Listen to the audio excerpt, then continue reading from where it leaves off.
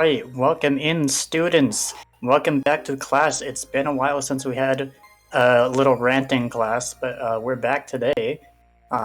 So this is Lady Arcaders. If you don't know what that is or what this is, we are an all-women's gaming collective. We welcome all women in gaming, speedrunners, developers, and casual fans.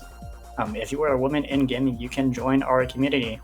And if you go to ladyarcaders.com/start, you can find an invite there, or you can DM our account on Twitter. If you're a woman in gaming, then you can do whatever you want here. Even if you're not a woman, you can still be here and watch. But today we have a little special showcase. We're going to be watching BunniestBunRena rant about wild Kirby lore. A few months ago we did this with Rena, where she ranted about Toho. This is the third time of this, where she's ranting about Kirby this time instead. So yeah, everyone get your seats in, get your seats ready, get your notebooks, pens, and papers out. We're gonna go back to Professor Bun, where she talks about Kirby for about 3 hours. Long ago, in a galaxy not too far from ours, ancients permeate the universe, scouring across many galaxies with their advanced technology far beyond anything we could ever conjure. And in their exploration, they unearth a grand evil. And so, the ancients wage war against this behemoth creature that threatens the very fabric of reality, summoning their 4 greatest warriors to seal away the evil, never to be seen again. And with that, I would like to welcome everyone to the Wild Kirby Lore lecture. It's very nice to have you all. I hope you are all just as excited as I am for this. We've got plenty of people on board, all of which I hope can hear me. I hope I didn't just give that whole spiel to no one. At least I hope. Professor Bun is here. Yes, indeed, I am. Will my students please make themselves known? I guess I count as a student, so hi, it's me, Pcol, the voice you just heard. Oh, definitely. Hi, I'm Valeria, and I'm ready to know what horrors lie beneath Kirby. Great! You won't be disappointed. Hi, you didn't call me Soul. I know entirely too much about Kirby. What are you doing here? No, this is quite exciting. Once again, my students, I have brought pizza for you. We got some Little Caesar's pretzel crust pepperoni for you. So you're free to take some at any time. I'll be munching on the crazy bread, which they overloaded today, so I'm a happy camper. Primo, really. Something about crazy bread just hits different, you know? It's just bread with cheese on it, and yet. I don't know how to do it. It's just a vibe.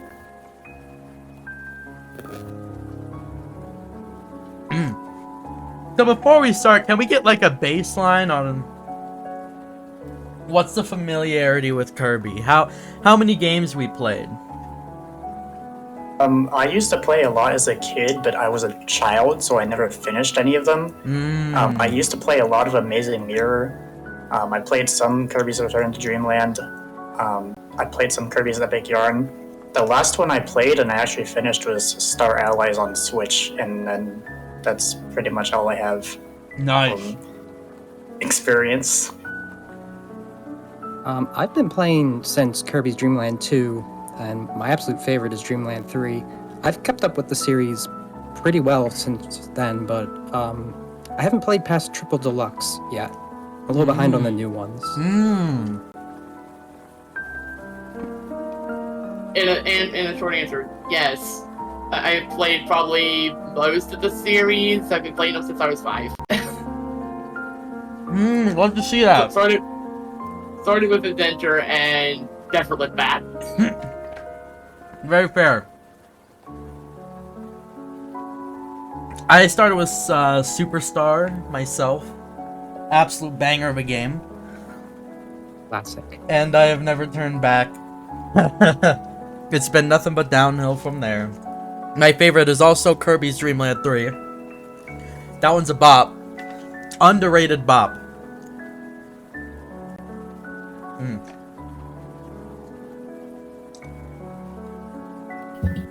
And I'm also a big Star Allies fan as well. I know not a lot of people do like that game, but I do. And you're about to find out why.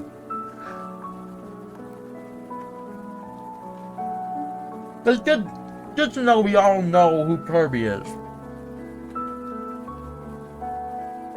Now, admittedly, this entire lecture is maybe a bit of a subtweet to all the people who joined in on Kirby Trivia Night and didn't know a single thing.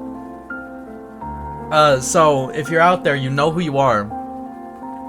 And yes, this is in fact directed directly at you. This is an attack, actually. No, but I'm always excited to talk about stuff like this. Because, I mean, who listens to the Kirby lore? Who does? I just play the games with the little pink round guy and then just go on with my day. Exactly. Oh, you sweet summer child.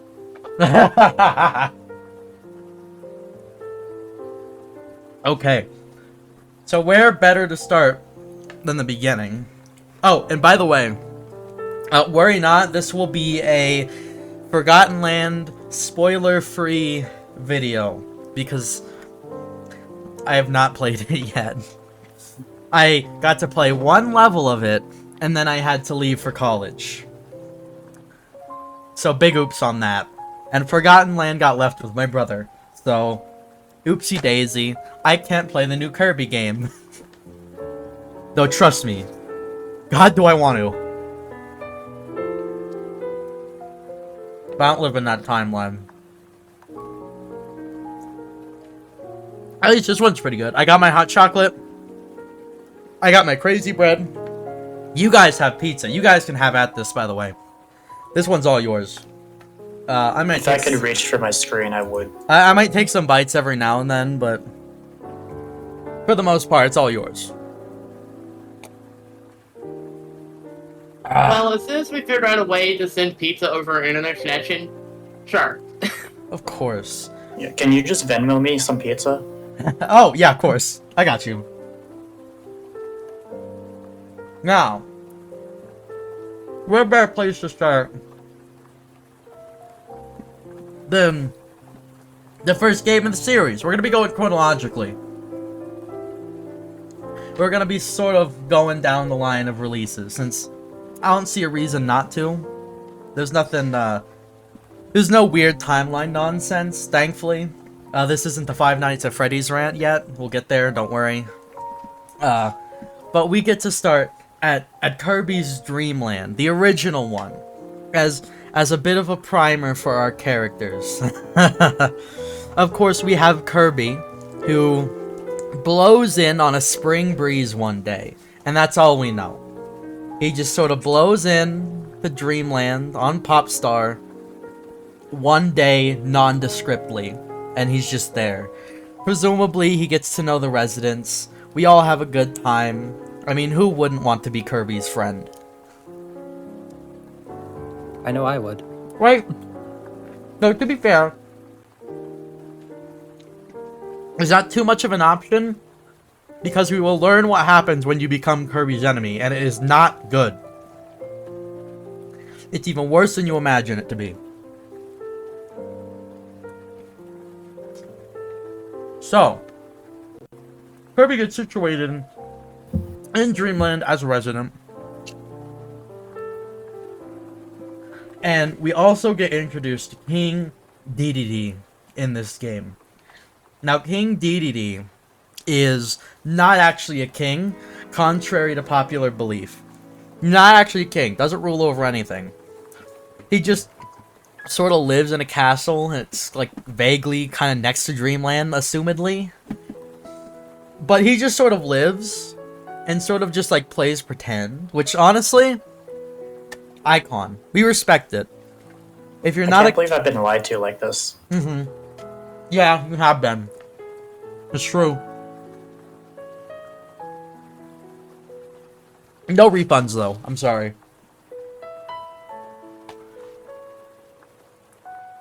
And presumably, King DDD and Dreamland have a bit of a tenuous relationship. At least right now, during the first game. As out of nowhere, our King DDD decides to steal from Dreamland all of its sweets, all of its food, all things that make its culinary arts beautiful. A horrible idea, as Kirby is quite fond of eating things.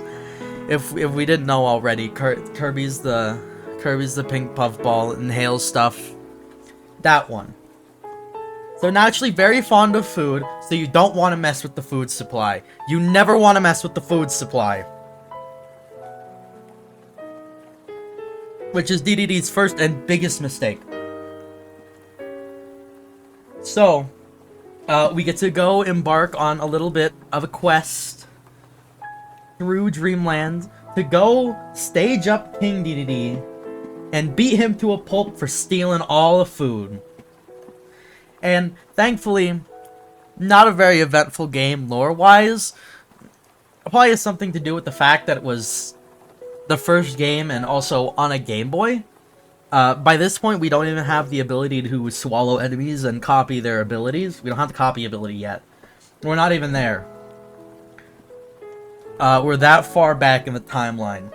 So, we sort of just have Kirby and King DDD and a vague few others. Question mark. But they don't really come up. Interestingly enough, you do get to fight an airship in this game. Its name is, I think, Kabuto? Something along the lines of that. It's, it won't appear ever again until we get to Kirby Superstar Ultra. But it's not gonna matter. Though I do feel like mentioning that Kabuto is in fact canonically female for some reason. Don't know what that's about. Don't know why at some point they felt like specifying that, but fine. Cool, I guess. Lady Arcaders. I mean, have you seen Kabula's eyelashes? That's I love women. That's fair. The eyelashes do pop off. So, regardless, we go up to King DDD and beat him up so hard that we throw him out of his own castle. And, in a heroic deed, Kirby drops all the food of Dreamland back to Dreamland so everyone can enjoy its sweets once again. And this forms a sort of love-hate-love relationship between King DDD and Kirby somehow. As it is going to be very rare from this point on to see King DDD in a purely antagonistic role. A lot of the times he'll be around and you'll even fight him, but he won't be like a bad guy. He'll be a boss, but not really like a bad guy. In fact, if you want to now, you can play along with a little drinking game, and you take a shot every time I mention the fact that King DDD has been possessed by something. It will be horrendous for your liver, but it will be very funny in the long run, and you won't be happy about it tomorrow. But yes, for some reason this defeat humbles King DDD, and they sort of love-hate each other now. Ooh. Yeah, it's weird. I don't know how that happened, but, like, fair enough, I guess. I mean, to be fair. And we gotta get a drawing up here. Oh, what should our drawing be for the original Kirby's Dream Land? We should just draw a funny little Kirby. Just a little guy. Ron boy. Round.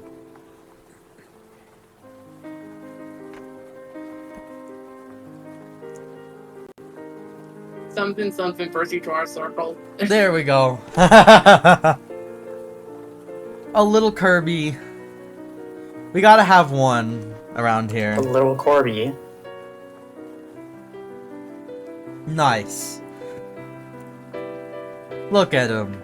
He can't even copy people's abilities yet. What He's a funny fine. little guy. So, this does mean we get to move on to Kirby's Adventure, which is going to be the last game in the sort of prequel era, I guess. Basically, in Kirby's Adventure, we're moving on. In Kirby's Adventure, we get introduced to the Fountain of Dreams, which I think is going to be our drawing, I'm thinking. I know that stage from Smash. Of course you do.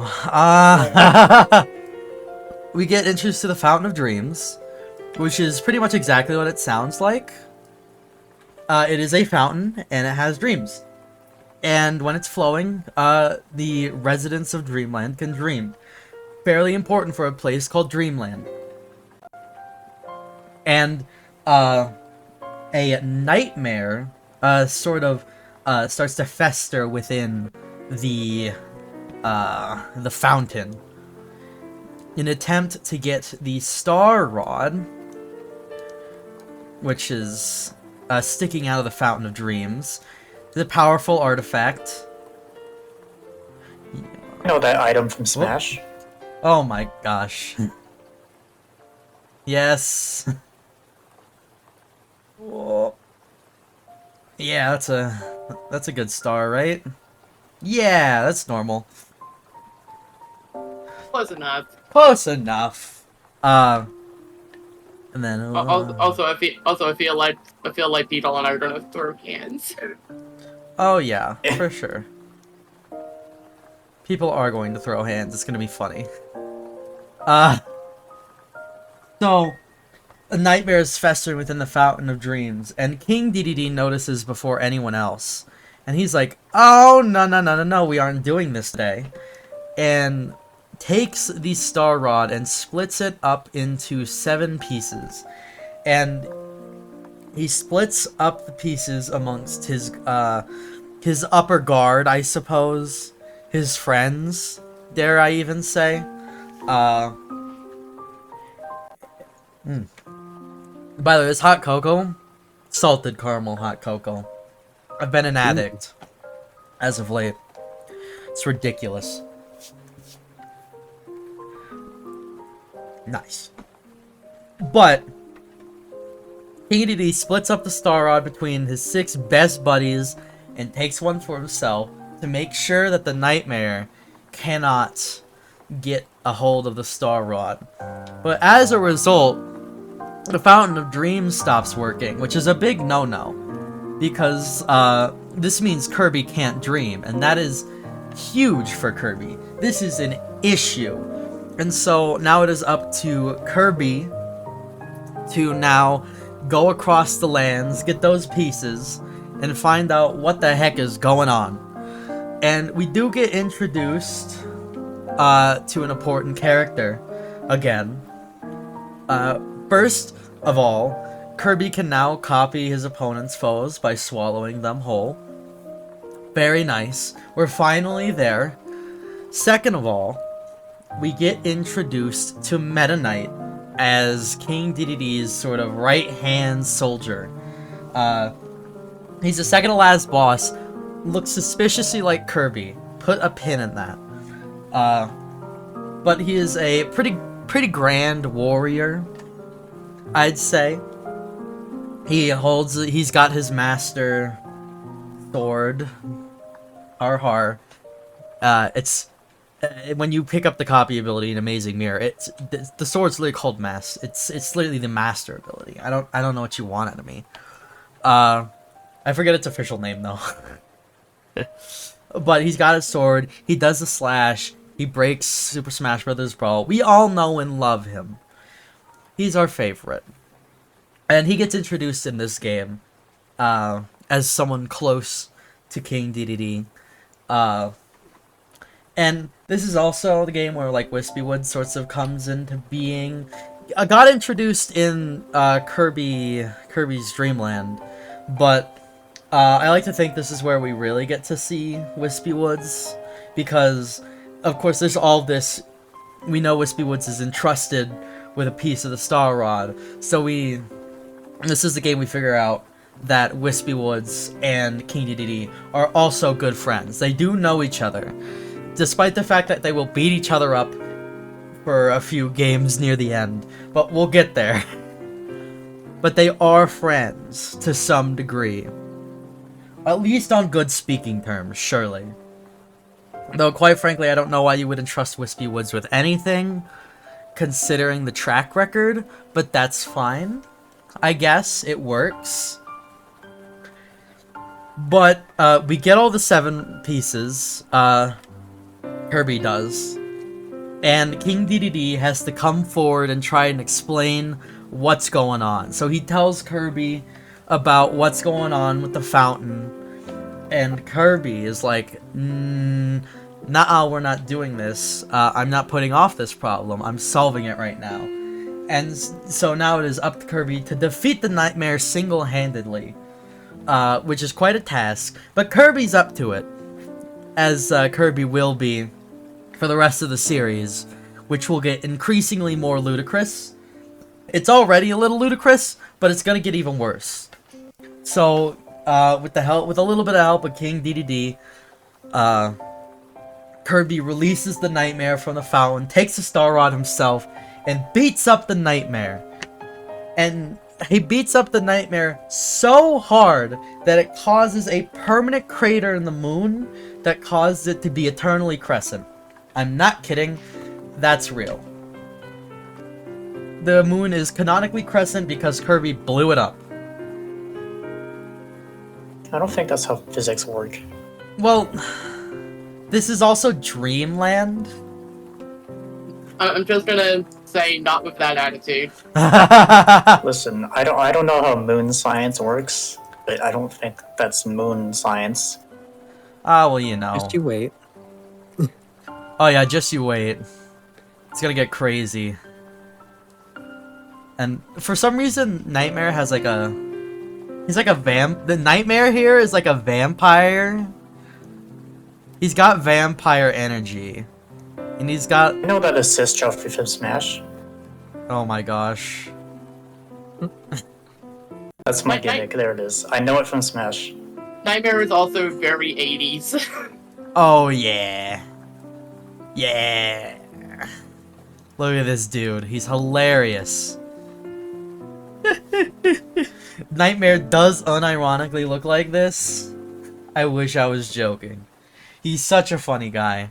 And unfortunately, we will not get to talk about him any further, as we are not going to be discussing the anime. Because I wanted to keep this around 3 hours, and quite frankly, I don't have the time to watch an entire anime series, 100 episodes long. And also, I don't feel like putting up with 4 kids today.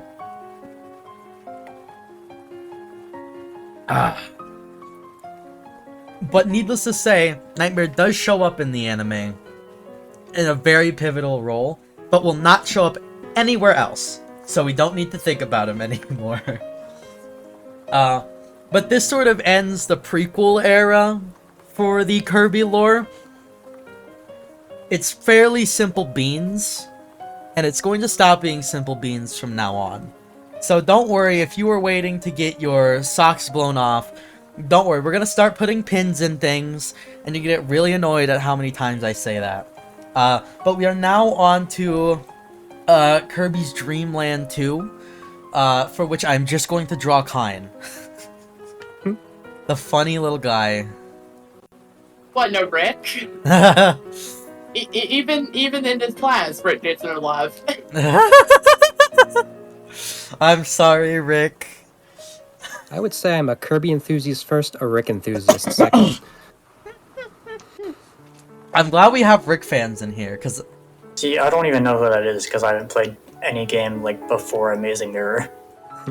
So, in this game we get introduced to the animal buddies, which stick around for a few games and get referenced every now and then.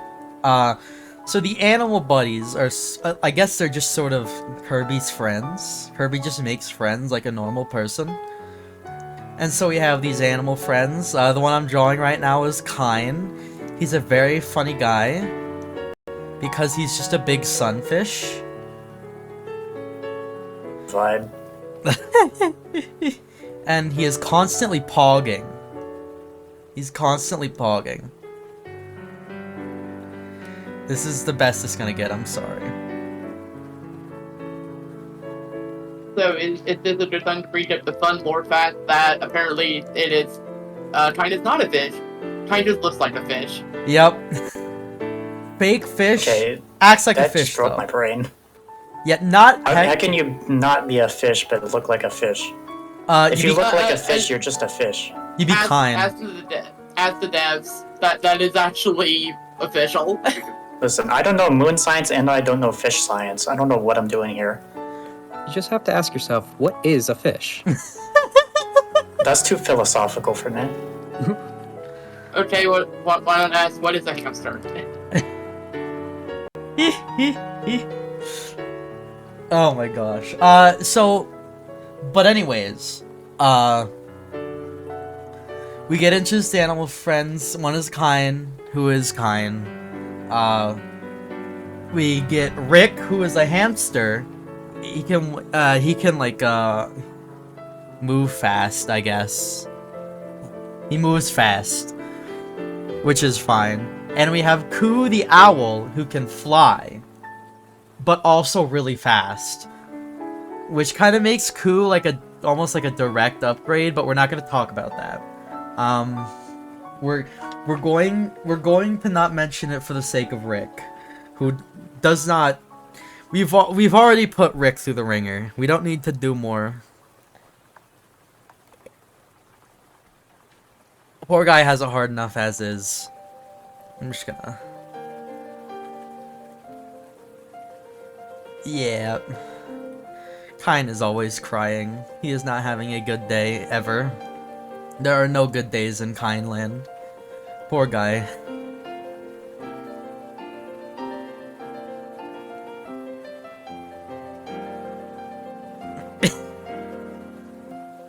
And so, in Kirby's Dreamland 2, there is a strange force invading. There's a strange force invading Dreamland. It's taking over a bunch of guys. And this force is called Dark Matter. And you're going to be hearing that for a little bit. Dark Matter is going to be quite important for quite some time. So keep it in your brain.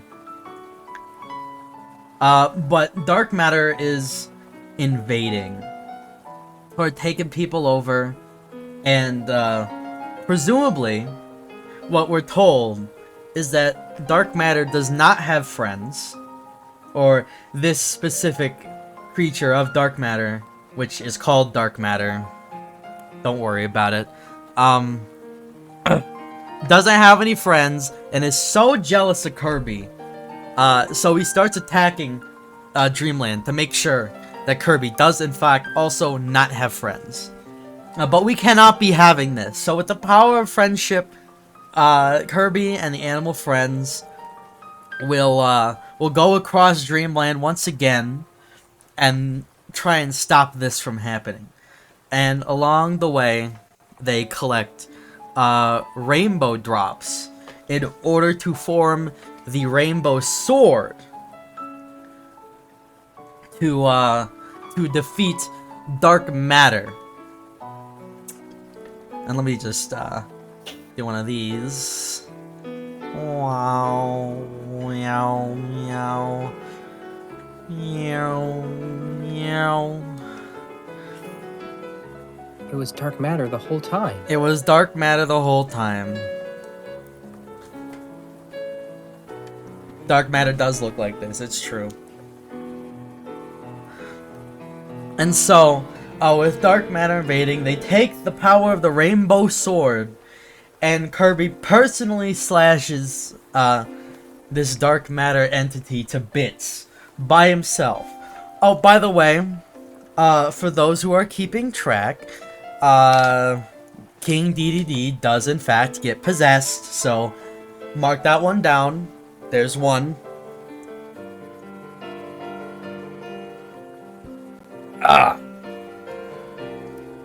I'm sure we're all very happy about that. Is it safe to assume that this will be on the test? Yes. Absolutely. Good to know.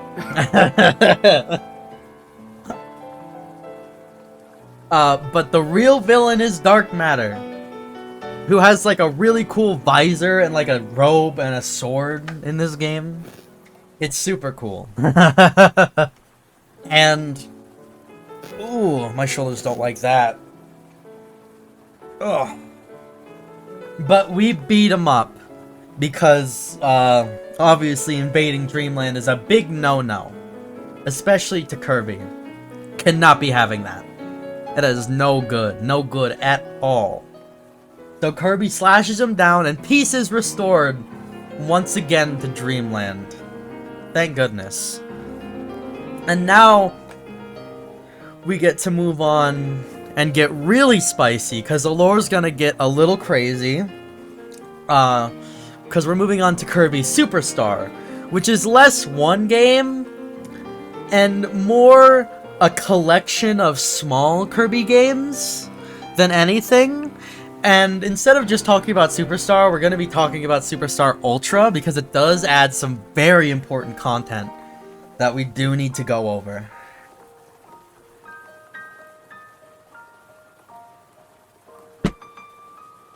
Oh no, I'm out of hot chocolate.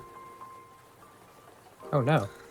I'm out of hot chocolate, and we're only like... I don't know. Can't play the drinking game anymore. So sad.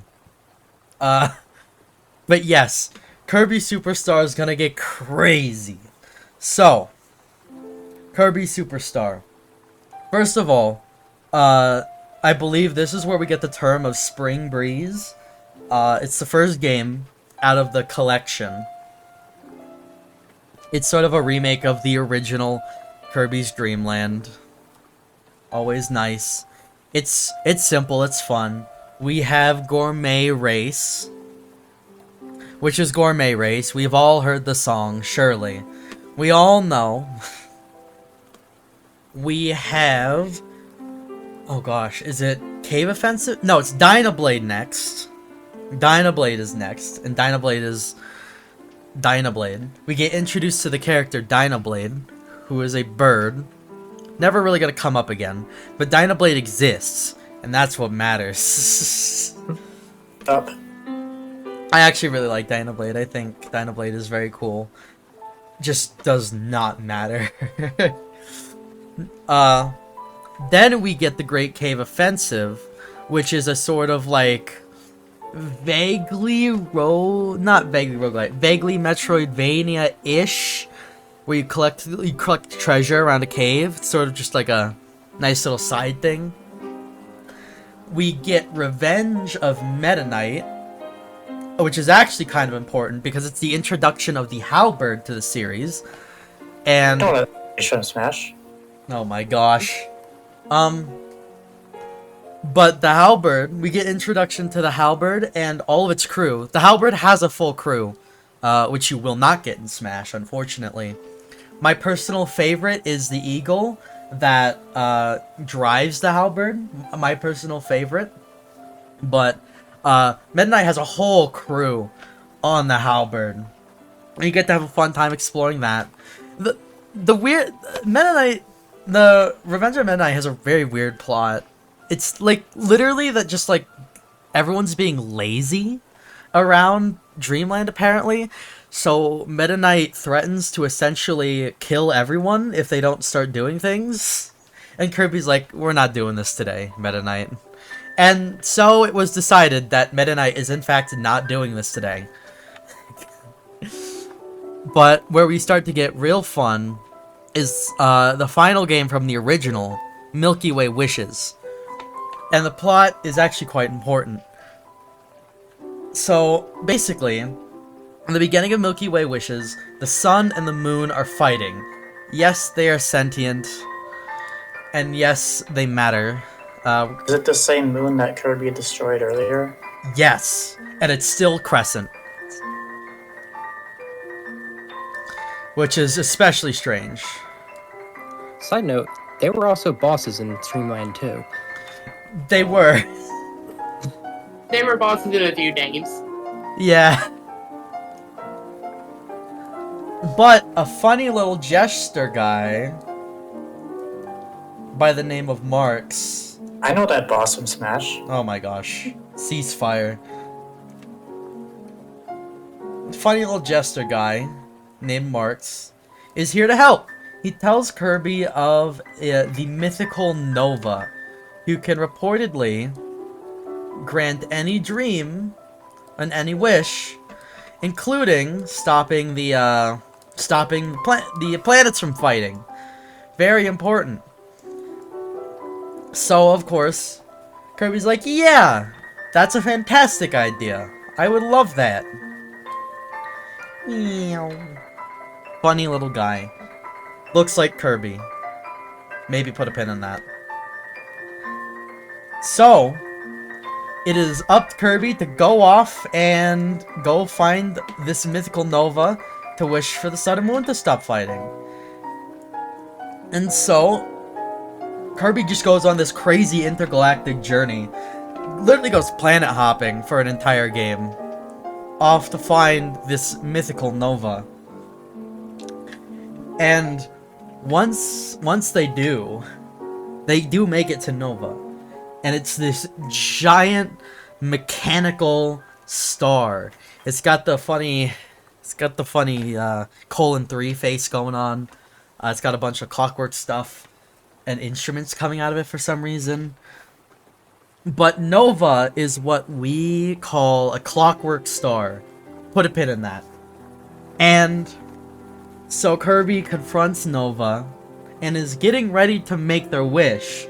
But then Marks jumps in out of nowhere, knocks Kirby out, is like, nope, my wish, baby, and I'm wishing for ultimate power.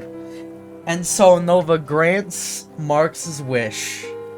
And Marks is now a big, ugly meanie head with big wings. Ones that I will try to draw, but no guarantees. They're actually quite complicated. We got the claws, I think. Yeah, I remember these. Also gets like vampire teeth. Yonk. Oh, that's a good looking Marks, actually. Yeah, I think that's how they look. Vaguely. And I'm not gonna draw the hexagons, I'm just gonna... Yeah. I don't have time to draw hexagons. What are we, bees? Just wings. Trust me, they're hexagons. And now it is up to Kirby to solve 2 issues. 1, this Nova thing, too powerful. Can't be doing this right now. So, Kirby first, like, Star Wars Death Stars his way into the Nova and destroys it from the inside out, or at least knocks out its core. And then, after that, goes directly to Marks. And just goes to town on Marks, who now has basically unlimited power as granted by a space deity. Very strange. And wins? Kirby wins this fight somehow. And, in fact, Kirby wins this fight so hard that Kirby knocks Marks so far into the universe that Marks actually ends up slamming into Nova, and both of them are instantaneously destroyed from the force of the impact. This is real. You can watch the cutscene. It's insane. And honestly, it's kind of glorious. Now, there's a few things to note here. One being that Marx really is the mastermind of this all. Marx made the Sun and Moon fight just to get Kirby's attention, which is hilarious. And I don't even want to know how that happened. But the Clockwork Star is our first instance of ancient technology within the Kirby universe. So you really want to keep your ear out for more, because this is going to be one of many. Now, there are more things to discuss within Kirby Superstar Ultra, because we got some crazy drops.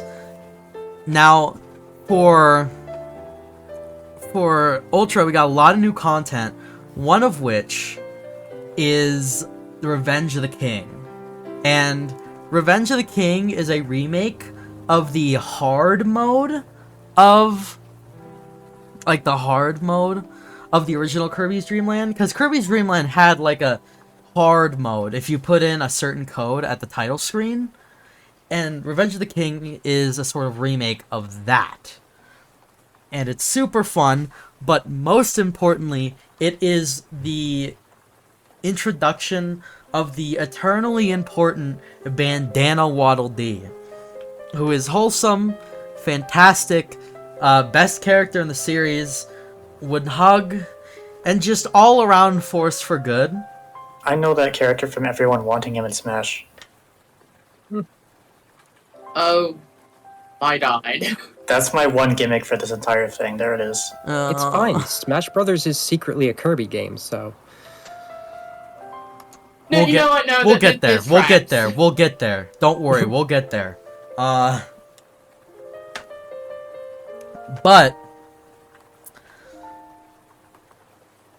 yes. Where was I? That's where I was. Bandana Waddle Dee. Bandana Waddle Dee is the most wholesome creature in the entirety of the multiverse that is the Kirby franchise. And he gets introduced in this game as King Dedede's, like, main hype man. always cheering King Dedede on. In fact, in the final fight, where you refight King Dedede and he gets the mask, you know the one. The cool mask and the big robotic hammer. Bandana Waddle Dee is the only person in the audience, and he is so happy, and I find that so nice. Just endorphins, you know? I'm gonna grab some of this pizza, by the way. I hope you don't mind. It's getting a little cold.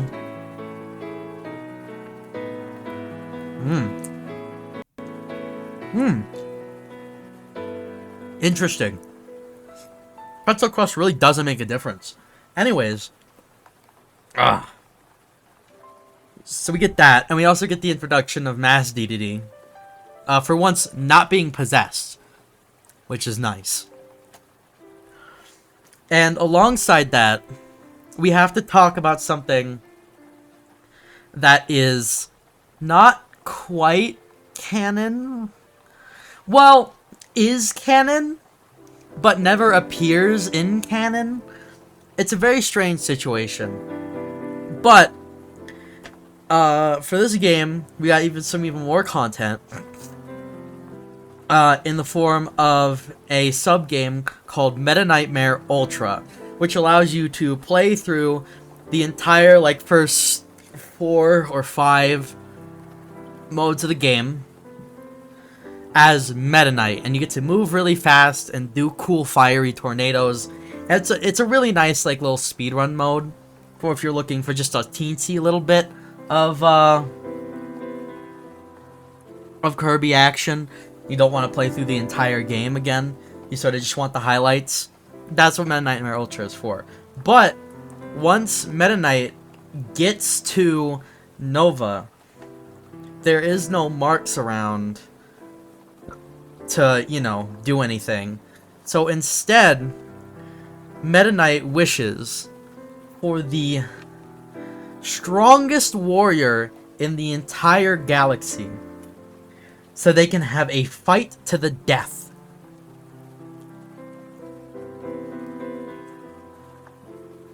I don't know why. Oh!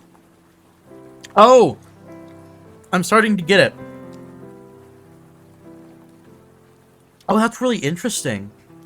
Instead of traditional sauce, it has, like, pretzel cheese sauce as the sauce. I thought you meant you were starting to get why they were fighting to the death. No, that still doesn't make sense to me. Okay. That's surprising. I thought this would be a tragedy. This is not a tragedy. We went from learning about Kirby to learning about pizza. Hey. Kirby likes pizza. We're switching topics. Oh, you guys should try this. I think you mean we're switching toppings. Damn.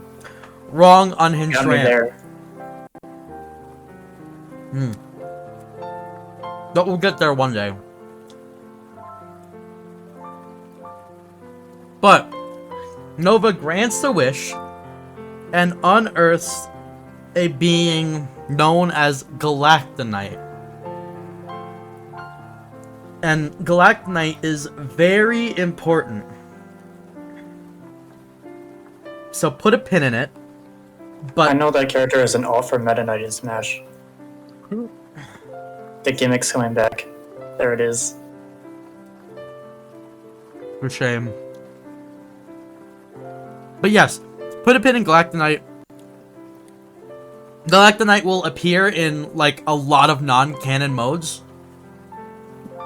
but is still assumed to be a part of the Kirby universe because of the role they play.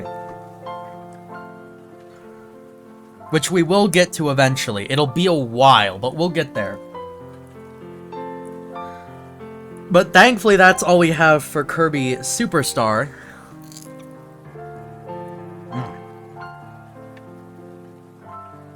And we can move on to Kirby's Dream Land 3, which is my personal favorite. Yeah. Right? Super fun. Once I eat this crust, of course. But do we have any questions?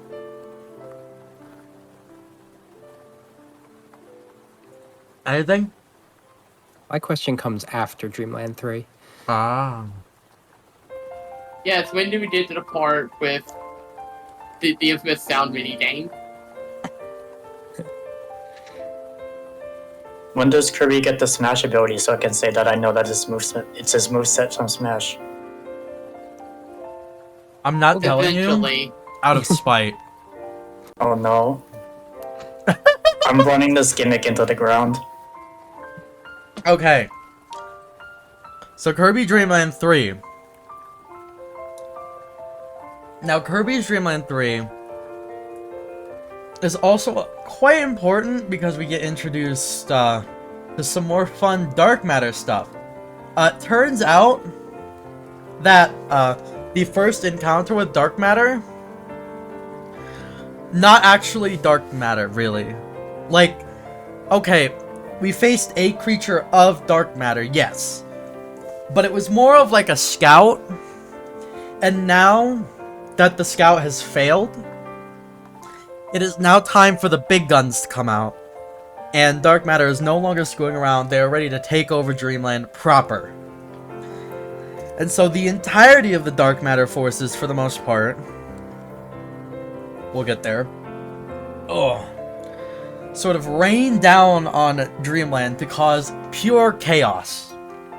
And chaos they do cause. They take over like the entire planet, basically.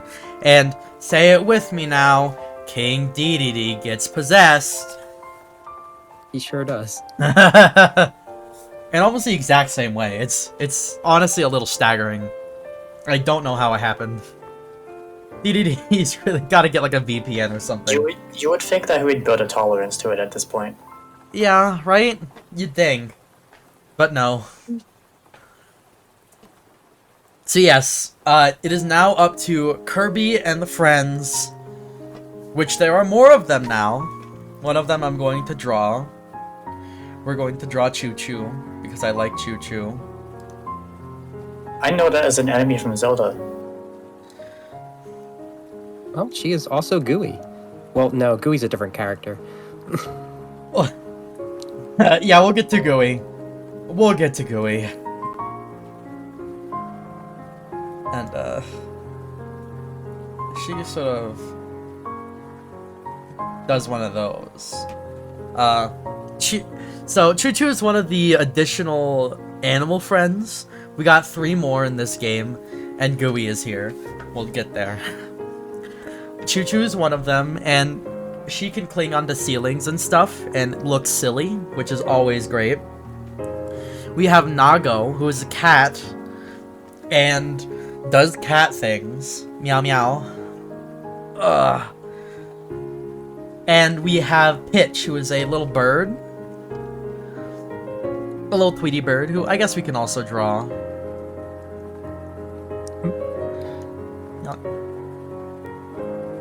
Squack. Much like Kirby. They are also an orb. Pretty much. Just orbing out. Pitch is cool. I actually really like Pitch. I think they're really neat. They're my favorite to play with. So no bias. Oh, good. Rena is also a person of culture. Of course. And understands who is the best friend. I think they're all delightful additions. And of course, we gotta talk about Gooey now. Who's just sort of... Gooey is interesting. But how gooey is gooey? Like, how much goo does gooey have? This is the worst Gooey I've ever drawn. To be fair, I don't draw much Gooey. Let me put it this way. How familiar are you with the slimes from Dragon Quest? Yeah. I know them from Smash. Gooey is Basically one that. of those. Yeah, basically looks like one of those. Just a little darker blue, and somehow even less thoughts going through those heads. Like, okay, some creatures in Kirby don't have a single thought going through their head.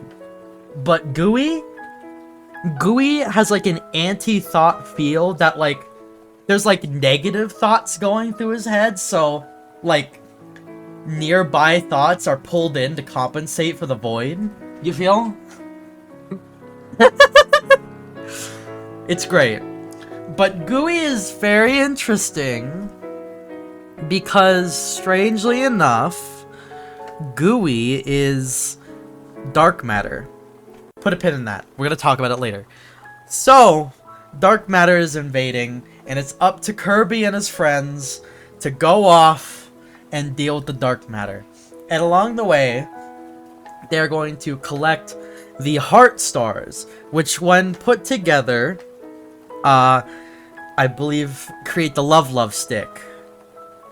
And Kirby's gonna use the love stick to fully take on the core of the dark matter forces, get right to the heart of the problem, by jumping into the hyper zone, which is a sort of weird pocket dimension, I guess, that for some reason dark matter just carries around as a sort of home base. Very strange. But Kirby jumps into the hyper zone with the love stick from, you know, beating up all of their friends and helping out all the rest of their friends to get all the heart stars to put together love stick, goes into the hyper zone and confronts the leader of the dark matter, which is an entity that only goes by the name of Zero.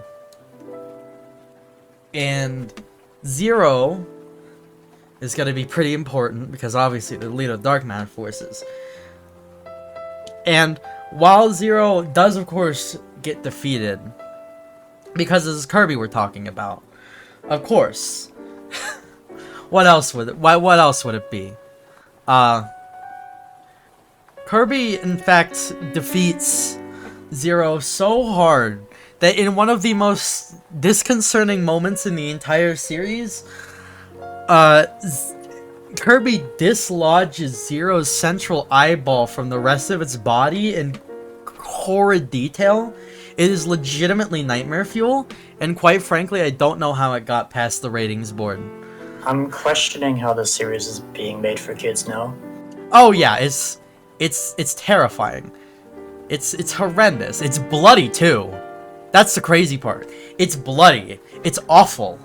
It's incredibly unpleasant to witness.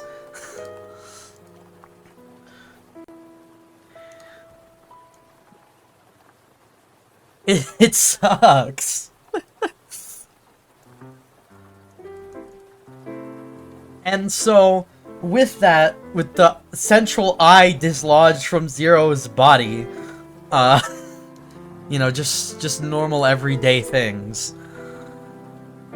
Kirby defeats Zero, and presumably Zero's body falls or something. I don't know. It sort of floats off into the rest of the Hyper Zone.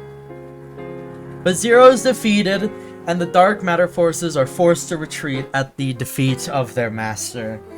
And once again, Popstar Dreamland is, thankfully, not at risk any longer.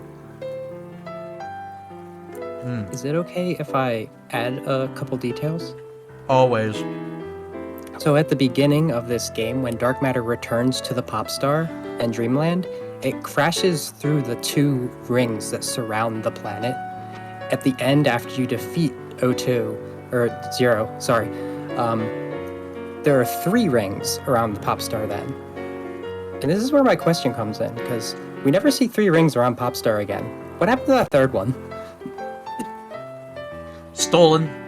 I stole it. Stolen. Well, that makes sense. I'm going to guess that Kirby 64 happened. I stole it and put it around Saturn as a souvenir. Did you make it into your crazy bread?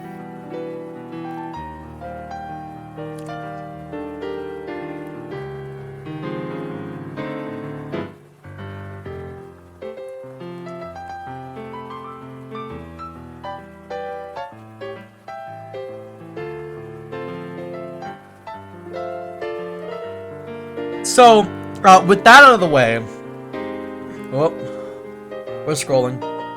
With that out of the way, we can now move on to our next game, which I am gonna have to recheck because I got my notes up. I got my notes up for what I want to talk about, since this is quite the hefty topic. I believe we're on Kirby 64. So, Kirby 64. We're coming to the end of the quote-unquote Dark Matter trilogy. So, tired of trying to invade Popstar, because this would be, they're 0 for 2 when it comes to Popstar. Not a great track record. Instead, they tried to invade a nearby planet instead, called Ripple Star. And Ripple Star has its own thing going on. There's an entirely different race of, like, fairy people on there. They have an economy. They have rulers. They have a city. They have working factories. Who knows? They have jazz. Uh-huh. It's insane.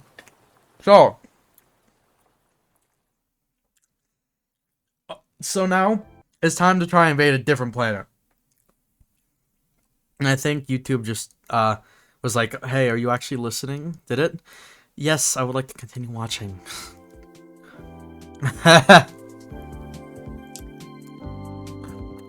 But it's time to invade a different planet. And this time, it actually goes quite well. They invade, they take over the rulers, and learning their lesson from last time, they notice that there is a similar artifact to that on Popstar called the Crystal Shard that seems to hold a pretty similar energy and vibe. And so they say, no, we're not doing this again. And immediately go for it. But thankfully, the Crystal Shard is saved by one resident. Her name is Ribbon. And she yoinks it and immediately books it out of there. But before she can fully make it out, she is chased by the forces of dark matter, which successfully destroy the crystal shard and scatter it across the nearby galaxy.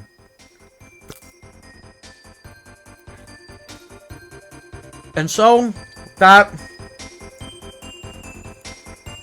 Ribbon falls through space, and in one of many horrible coincidences, lands directly next to Kirby on Popstar. Which just has to be the worst possible luck if you are dark matter, right? Everything was going fantastic. Everything was going your way. And then out of the blue, through some insane coincidence, the one single person you let go could have fallen anywhere in the nearby galaxy, but manages to fall on Popstar, and not only on Popstar, but directly to the one creature that is capable of thwarting your plans. That has got to be incredibly unfortunate. And severely not fun.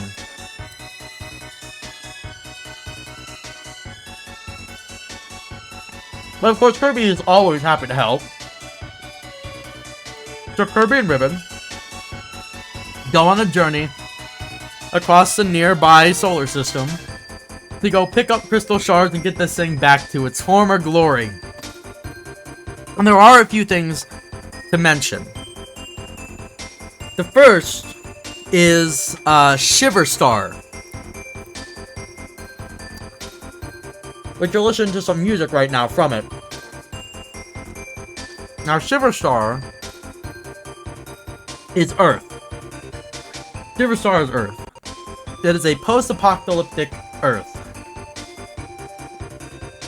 And not only that, from what is seen, it appears to be sort of mechanized. There's a lot of machinery around, a bunch of factories, some of which you even get to explore. But it is in dire straits. It has been seemingly stripped of all natural resources.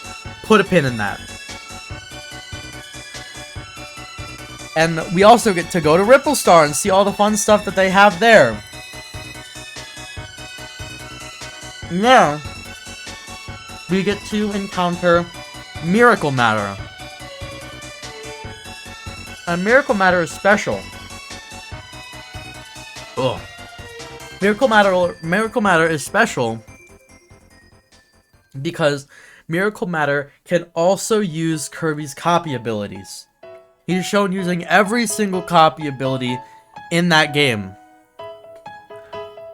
Put a pin in that. There's gonna be quite a few more pins. I'm so sorry.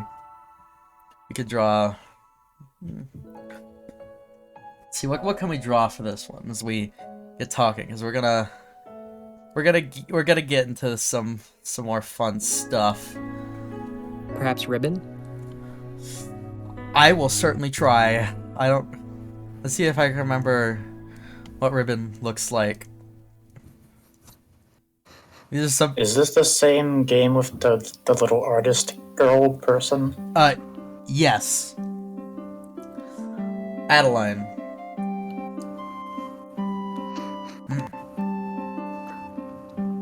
Let's see, I think there's one of these.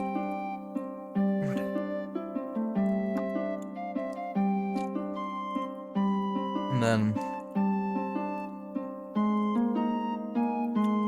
yeah.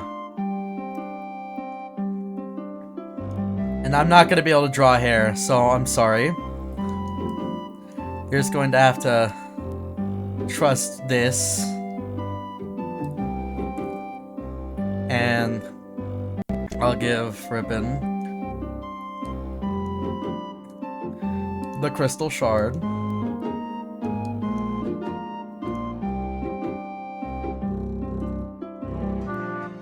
Nice. And so, and I think there's Ribbon in her hair. Of course. And I think it's got Cyrano kind of thing going on. Yeah, sure. Oh, we can't forget the wings. I'm not sure what's more first, the Kirby Lore or these drawings. Did you wait? So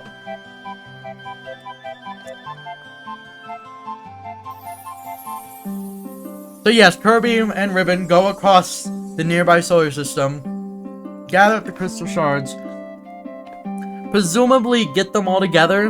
I'm going to assume the good ending is canon on this one. And they successfully fend off the dark matter forces on Ribbon Star. But of course, we can't be stopping there. We got the crystal shard. So, they go back into this sort of heap of dark matter, and it's time to go back into the hyper zone. I assume it's the hyper zone. Note and disclaimer: this talk will include many different theories, some of which are not entirely confirmed as canon, but most of which are, or at the very least are close enough to canon or don't matter enough to complain about. So That's the good. absolutely. So go back into the hyperzone, which looks quite different this time, but we get a new interesting we get something new.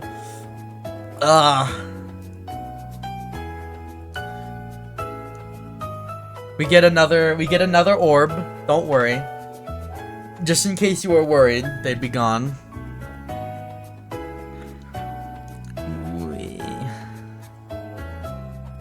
Instead, we get 02. And 02 is in a really interesting spot because 02 technically isn't actually a confirmed member of the dark matter forces, and from what I can tell is actually just some strange creature that crawled into Zero's body after its eye got dislodged and sort of took over running the place. Oh no. Yeah, it's really grotesque. Oh, come back.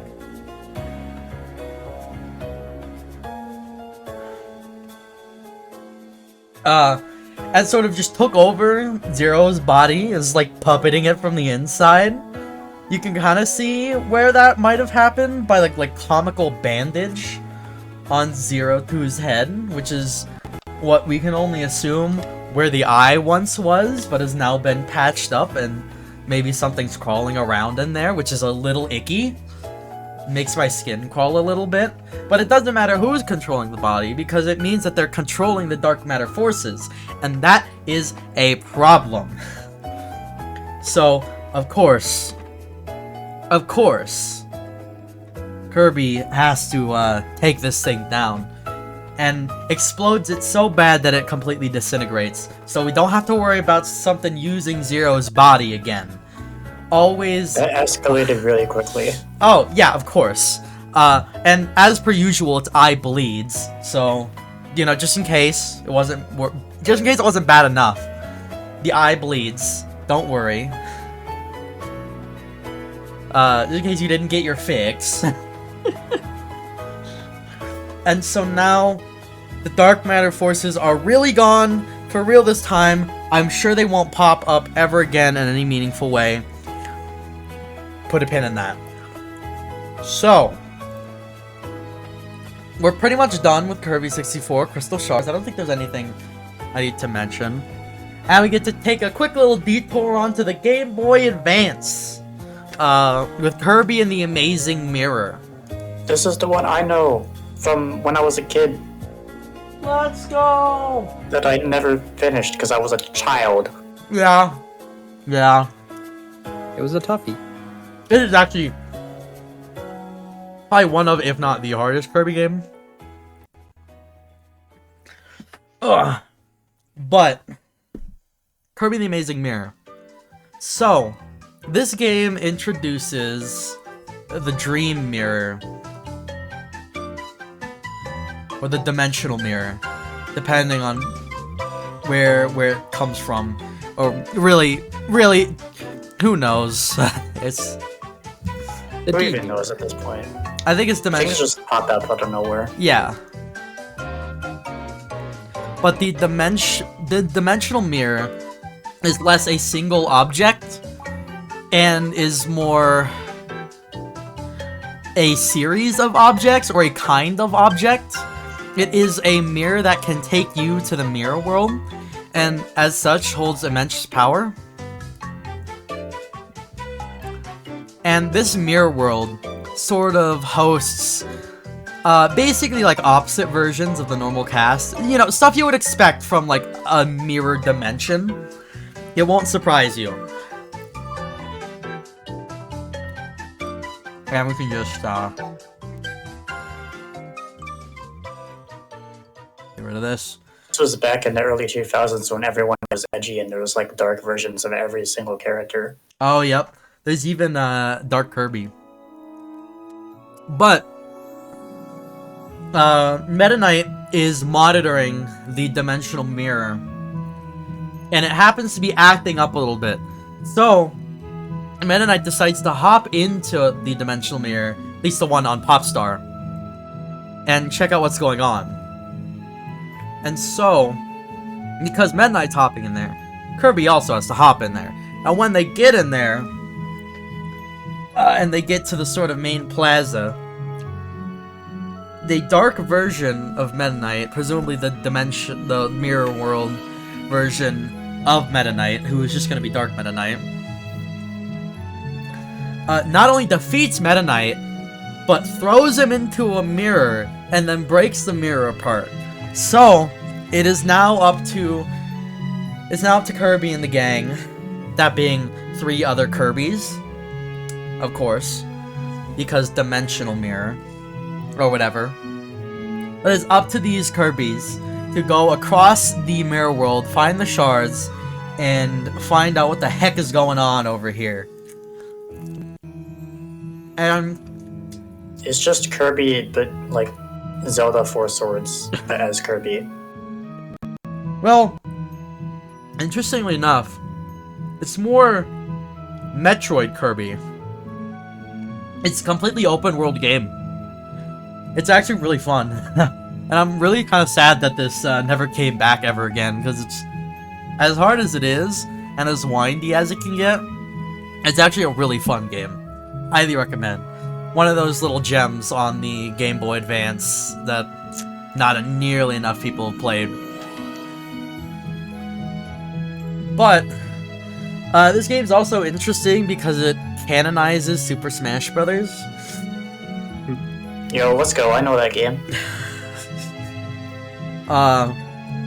Because as one of the main bosses and as mini bosses throughout the mirror world, you can fight Master Hand and Crazy Hand, and if you swallow them, they give you the Super Smash Brothers moveset. I know where that moveset's from Smash. That's so crazy. I wonder... You know what else is from Smash? Master Hand and Crazy Hand. Isn't that wild?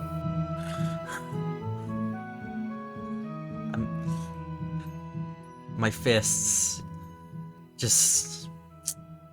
feeling it. Anyways. So now Smash is in fact canon within the Kirby lore. Make of that what you will. And... onto more interesting things, though. Because there is a mirror world version of everything, once you get into the final mirror to go save Meta Knight, we get an alternate mirror version of Zero, who is Dark Mind. And Dark Mind is cool.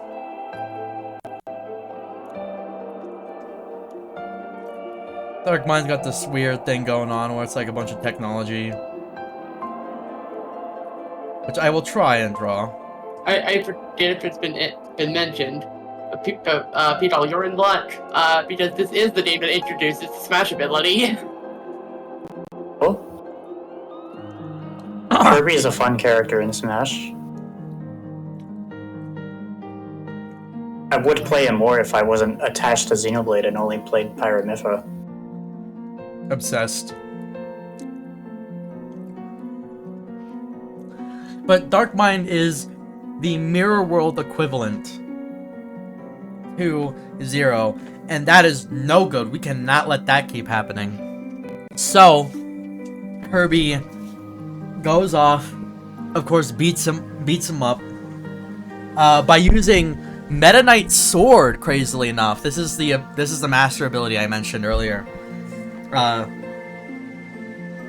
and it's super fun to use. It's a cool sword. When you and you beat up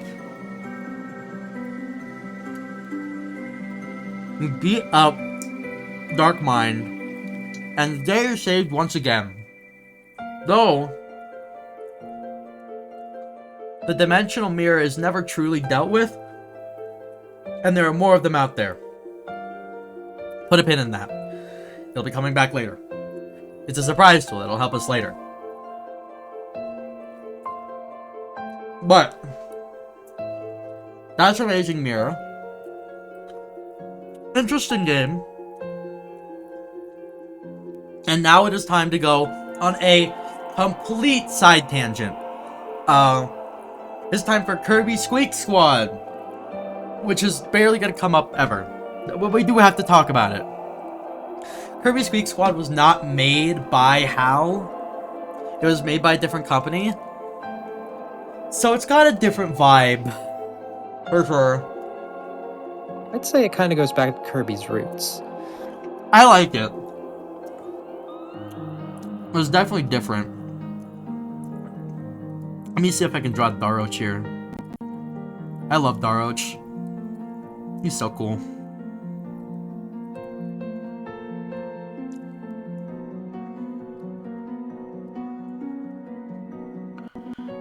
Yeah, he's got the rod.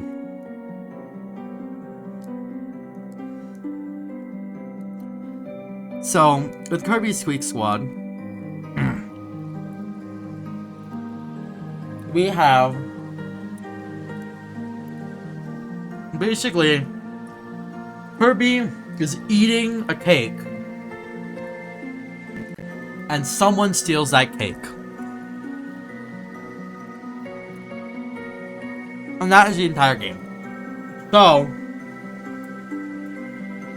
first, Kirby assumes is DDD. But no, it's not DDD. But DDD is currently dealing with these absolute rats called the Squeak Squad. And I love them. They're fantastic. I love the Squeak Squad, even if they are nothing. Is he the giant rat that makes all the rules? Yes. Absolutely. Let's go. In this case, yes. Absolutely yes. Even gets a cool hat. I don't remember how to draw, so it's just gonna look like a pointy. Kind of. There is a bigger one. But it is not the one but that one does not make the rules. So, you had Daroch, absolute creature, who has a Squeak Squad and starts stealing stuff, which is no good. And along the way, Kirby runs into Meta Knight, who is holding on to a chest, trying to keep it away from the Squeak Squad. And Kirby thinks that this chest has got to have the cake in it. Has to have the cake. So, Kirby goes after this chest and after Meta Knight, and they sort of have a weird back and forth of like playing keep away with this chest. But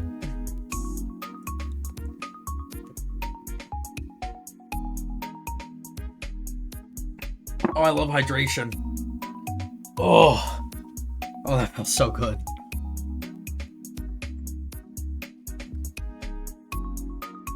But Kirby finally does eventually sort of get their hands on the chest, and then it gets stolen by Daroach. I think that's how it works. When Daroach opens the chest, and it turns out Daroach was going for that chest not because it looked fancy, but there happens to be a small remnant of dark matter in there. It's like a star.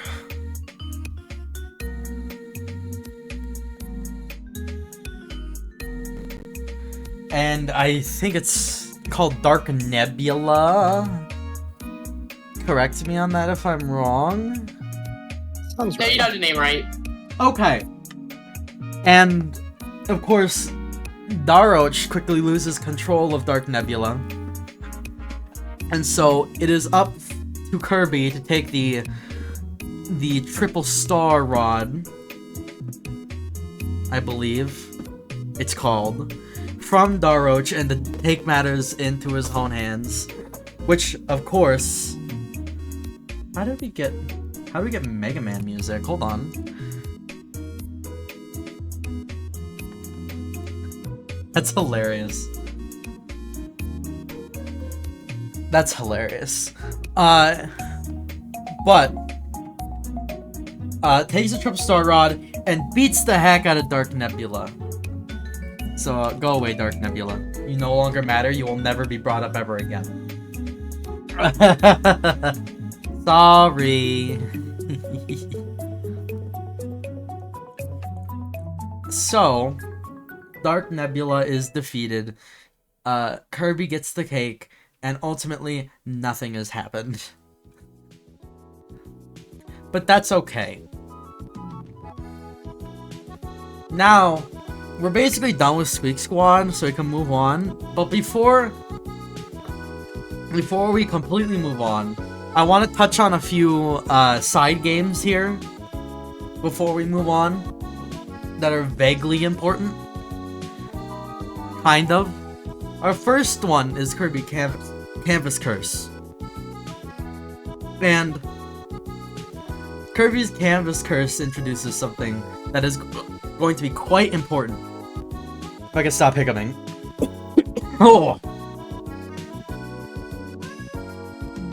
Kirby Canvas Curse, basically, for whatever reason, this witch named Dracia is just generally mad or something. Something like that. But this witch having a bad time and turns Kirby into Ball. Kirby become Ball and world become Canvas. And so it is now up to Kirby to roll to victory and sort of sort out this big issue. Now, I love Kirby's Canvas Curse. Legitimately fantastic game. I unironically have so much fun with it. But, on a more important note,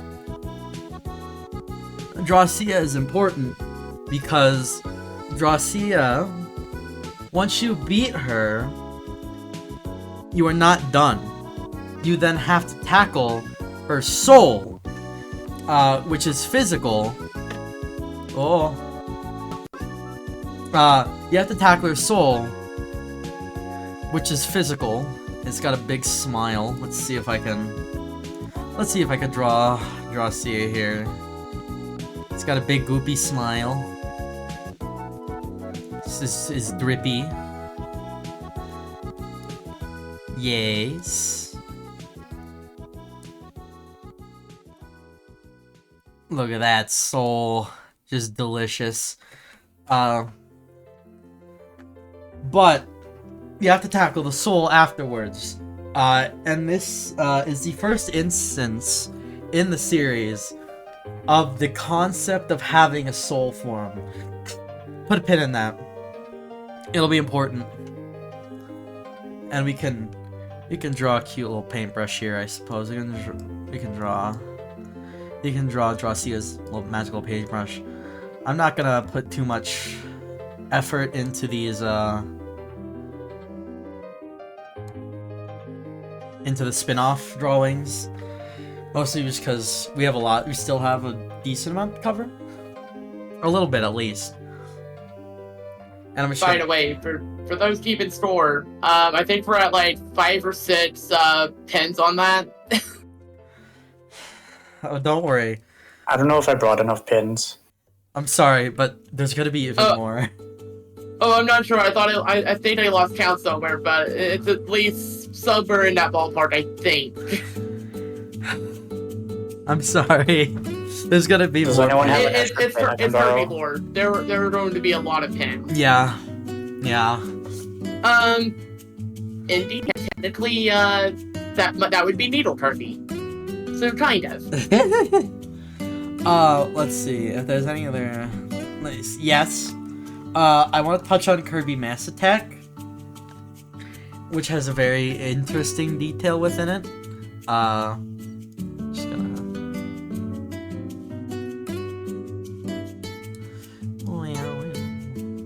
That's a game I haven't played. It's not that fun, honestly. I'm not a huge fan of Kirby Mass Attack, but All right. in that game, Necrodius, who is just a being that exists out there in the universe, is just feeling upset at Kirby for some reason, and punches Kirby so hard, splits into 10. Now, interestingly enough, the thing that is keeping Kirby together is their quote-unquote heroic heart, which sort of feels like codename for soul, and it sort of acts like one too, so put a pin in that. Kirby has one of those. Very interesting. And also, Darroch actually shows up again, which is the real reason why we need to talk about this game, because it is the only other real appearance of Darroch who shows up again as a friend, is hanging out, vibing, which is primo. We love to see Darroch out here. I love the giant rat. Me too. The giant rat that makes all the rules. Right? And lastly, we can sort of talk about Kirby and the Rainbow Curse, which sure is a game. It's basically the sequel to Canvas Curse, and we don't get much, but we do get another sorcerer whose name is Glacia, who is feeling mad for some reason. Who knows? And everything become clay and Kirby become ball again. Kirby always become ball. So, it is once again Kirby's job, with the power of another paintbrush, to go and deal with this issue once again. Of course. Never get a break, for some reason. But, interestingly enough, the reason why this all happens is because Glacia is possessed, which might sound a little familiar, perhaps, perchance. This time it's DDD doing the possessing. Right? This time it's actually an entity called Dark Crafter. Oh. Interesting name.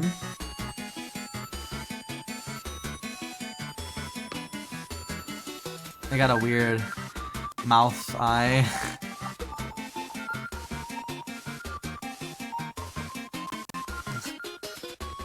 I'm just gonna put another paint. I'm just gonna put. Too many giant eye things. Oh, why do you think they're all getting drawn in the same place? There's just so many at this point. This is just like in Zelda, where you see a giant thing with a giant eye, you just shoot it in the eye. Pretty much. I'm sorry. Did people make a reference that wasn't Smash? I need to chat. Listen, Zelda's also in Like- Smash. There's my stretch. Never Zelda and Never Kirby are both mind. in Smash. I spoke too soon. There it Clearly. is. You know what else is in Smash? Is Xenoblade. There's my thing. There it is. There's the gimmick. It's coming back. Oh my god. No, I'm not surprised. Kirby's really feeling it. Anyways, that's enough spin-off talk for now. I know we want to take a small break, and now would probably be the time. Yeah, gamers, let's go take a break. Come back to the classroom in like 5 minutes. Don't be late or you're gonna be expelled. Yes. And when we come back, we'll come back to Kirby's Return to Dreamland.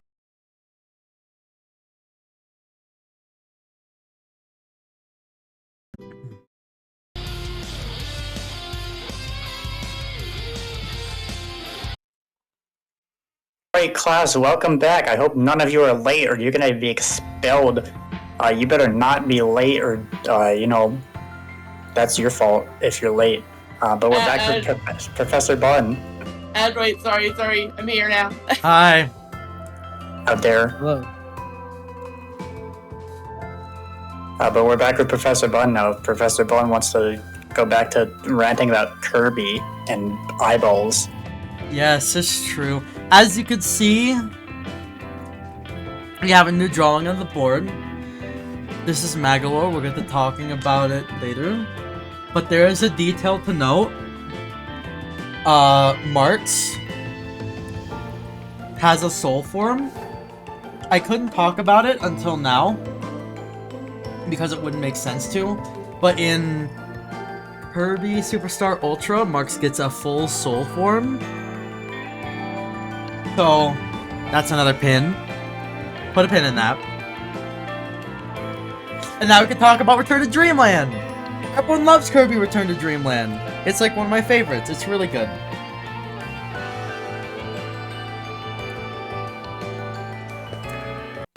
Now, Kirby Return to Dreamland has got a very interesting thing going on. Sort of marks the lore era. The Kirby lore era of Kirby. So if you didn't think it was wacky enough, I have great news.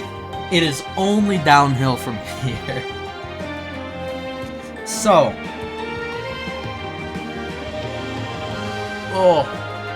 Good thing I have the rock ability. Kirby's Return to Dreamland. Kirby's Return to Dreamland starts off with this creature right here, whose name is Magalore, crash landing on Popstar with his ship, the Lore Starcutter. And the Lore Starcutter is interesting because it is our next example of ancient technology. Interesting. Pin. So, Magalore falls with their spaceship, the Lore Starcutter. And they crash land, and the ship, like, breaks apart into pieces. It's a whole thing. And so, Magalore comes out of the ship, and is like, Kirby, I've heard many great things about you. I need your help. I need to get my ship working again. I need to get back all the parts, and I need to go back to my home world. And so, Kirby obliges, because Kirby is very much always happy to help. So, Kirby goes around Popstar, collecting the parts of the Lore Starcutter, and getting a bunch of like gears back from these creatures called Sphere Doomers, which are a little interesting. But we can put a pin in that. But don't worry, we'll be pulling out that pin fairly soon.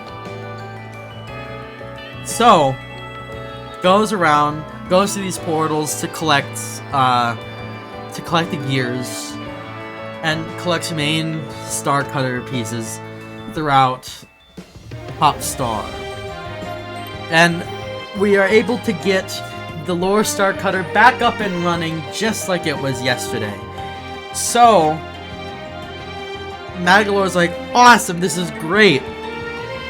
But I'm still want your help, Kirby. Just a smidge. There's this... Now, the reason I got shot down was because of this creature. Its name is Landia. It's a big old dragon. And I need your help to take it down, Kirby. So it does not terrorize my homeland any longer. So, Kirby travels back to Halicandra, which is the name of the planet. Back to Halicandra, and confronts Landia. Though notably, there is a place there called the Egg Engine. It's very funny. But the Egg Engine is this sort of like weirdly mechanized area with all these factories and machines around it. It's a very strange place. It also has a robot guarding it, so you can put a pin in that. But yes, we confront Landia, who is wearing the Power Crown. So, of course, because this is Kirby, Kirby always wins. Kirby does not lose. Which, at this point, is a little absurd. But, like, at this point, like, a couple of dragons is, like, nothing. We've taken down the entire dark matter forces. So, dragons are, like, old cap for Kirby at this point. So, Landia goes down. And Magolor pulls the full ultimate debate. And sort of just picks up the Power Crown and whoop, right on his head. And then just leaves Kirby to die in Halicandra. Just leaves him to die. It's like, alright, well, that was great. Thanks, Kirby. See ya. Poof. And off into another dimension he goes. Oops. Kirby has been bamboozled once again. You hate to see it. So, Landia, feeling a little upset about the whole ordeal, but empathizing with Kirby, is like, alright, let's go get this nerd. And so they are friends. They ride off on Landia's to go off into another dimension to fight Magolor. And I am saying another dimension as a proper noun. Another dimension is a real place that really exists. And it's called Another Dimension. And it is somewhat important because it keeps reappearing. It just keeps appearing. But Another Dimension is a place, and you get there through these star portals. And with that, we can pull out one pin. We can pull out one pin that we said earlier. If you remember, with the Sphere Doomers come from another dimension. And if you remember, you go through star portals to get the gears from Sphere Doomers. Now with this information, you can actually predict Magolor being a traitor before it happens. Because you can chart his path. You can chart his path through the cosmos. First, because just with the collectibles, where the collectibles are laid out, the gears. First, Magolor goes over to Landia, tries to challenge Landia, fails, and gets shot out of the air. In which the Lore Star Cutter first goes over a bit of Halicandra, which leaves drops and Dangerous Dinner and Egg Engine, takes a portal through another dimension, which is how the Sphere Doomers get their hands on a bunch of the gears, and then comes out and crash lands intentionally on Popstar, which spreads a bunch of gears throughout Popstar and stuff, and gets Kirby's attention, which I think is a fantastic detail. Is this also the first game where they start like making like secret messages and words out of like the first letters of the level names? Yes. This is the first one that they do that? Yep. If I can remember the names, It's Cookie Country. It is Cookie Country, Rustic Ruins, something Ocean. I think Olive Ocean or something. I forget W. No, I forgot one. And then, but there's a W name. I think it's Winter something Winter. And then it's Nutty Noon. And then it's Egg Engine. And then Dangerous Dinner. And they spell out crowned. Which is what happens, is Magolor puts on the power crown. Which, another side note, the power crown is our third instance of ancient technology. So, very interesting, this Magolor fella seems to be quite knowledgeable and seems to possess at least some level of ancient technology. Very interesting. Something to note. Wow. I should go back and finish Return to Dreamland. Yeah, maybe. So, you fight with Lord Starcutter and you fight Magolor because now Magolor has been made an enemy of Kirby, and we know what happens when you make enemies with Kirby, and it is not good. So, of course Magolor loses, but, interestingly enough, Magolor has a soul hidden in that. But it doesn't matter, because Kirby wins anyways. Why wouldn't they? It's just how Kirby be. Just wins. So, now, but interestingly enough, Magolor's soul doesn't have a lot of Magolor in it. It's mostly just the power crown. And like a little bit of interesting looking boss. We'll draw him up here. Which you know what happens if it's getting drawn up here. Orb.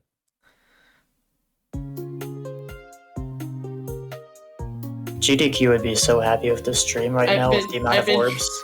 I've been trying to avoid that remark this entire time. Looks a little bit like this. Uh-oh, that can't be good. Very interesting that the power crown would turn someone into this. Maybe put a pin in that.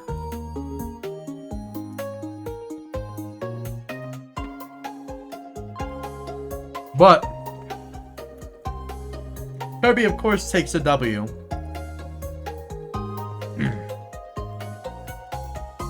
And with that, the multiverse is saved from the power crown. The power crown is destroyed. Nobody has to deal with it ever again. And it is no longer an issue for the rest of the galaxy. Very nice. I can just... That looks a little nicer. That looks a little nicer. And looks a little creepier. Which is what really matters. And by the way, fun fact, did you know that the main art director of the Kirby series is a well-known horror artist in Japan? Just putting that out there. I know that the creator is Sakurai and he also made Smash. Oh my god. There it is, the gimmick's back. I brought it back. If you're not familiar with his art, absolutely look at his art. It is both honestly really, really cool looking, but admittedly very creepy because, well... Oh, terrifying. Nightmare fuel. So anyways, he directs the art of the Kirby series. So, you know. But we can move on from Return to Dreamland. We will move a bit faster, don't worry. And we can move to Kirby Triple Deluxe. And we sort of move into...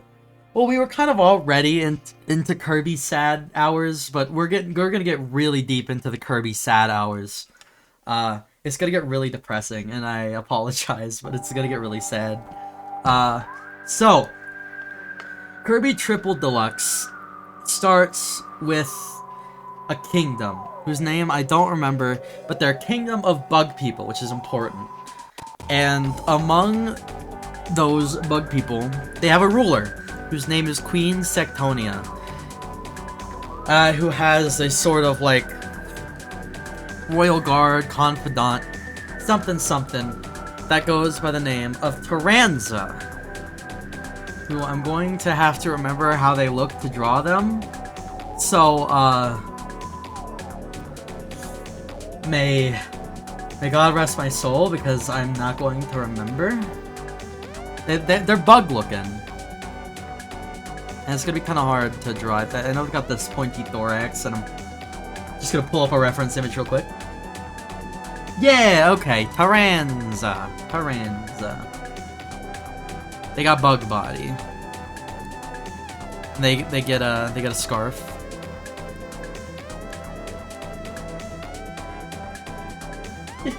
But Taranza and Sectonia, or at least Taranza has fallen potentially in love with Queen Sectonia. Unknown if reciprocated. Probably, but still technically unknown. And we're gonna draw Taranza's cape. Taranza's got a cape. It's pretty cool.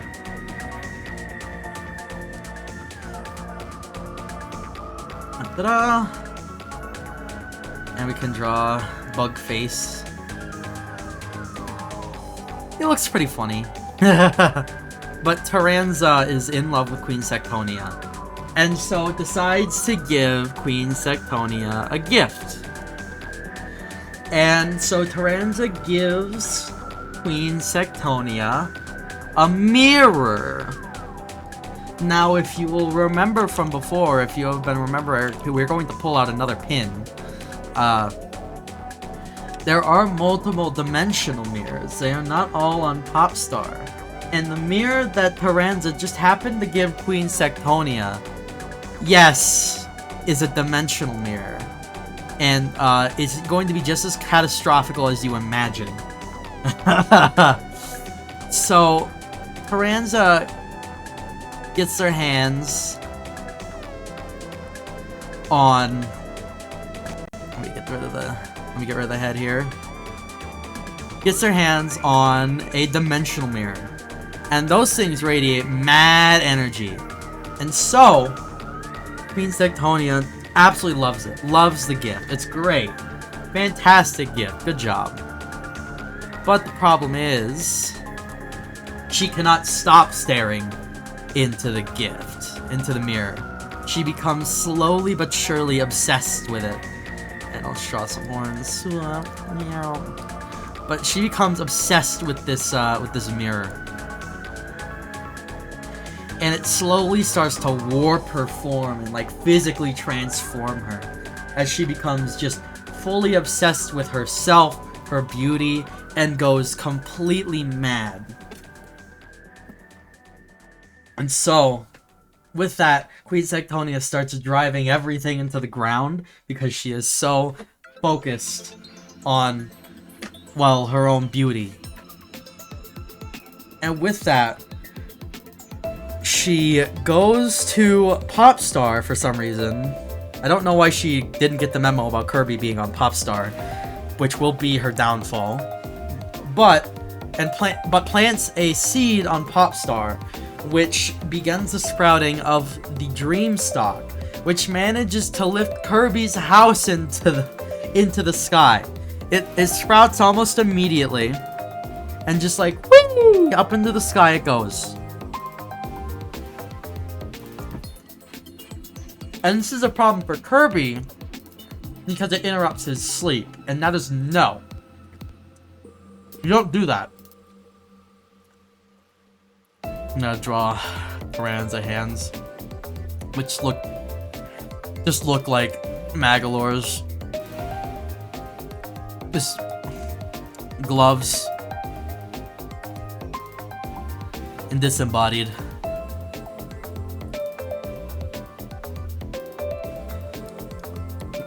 Sorry if multiple limbs scare you. I have bad news. Also, how did you make it this far? It's sort of a pattern. Marx had no limbs, Magolor had 2 floating limbs, and now Taranza has a lot. 6. A bug amount. a bug amount. That's actually not a bad looking Taranza.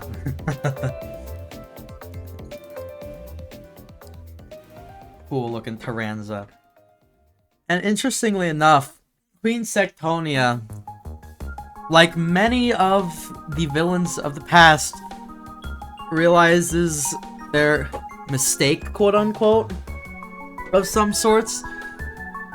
That they, that Popstar happens to have some sort of grand warrior. And of course, Queen Sectonia is like, no, we're not doing this. And starts scouting the general area of Popstar for anyone who happens to, you know, be within the area, happens to look or at least sound like a great champion of some sorts. And so, making a bit of a hasty decision, Queen Sectonia is looking around, is like, oh, this dude's got King in his name. Has to be the champion. And abducts King DDD. A bit of a misplay, but I respect the effort, at least. There was an attempt made.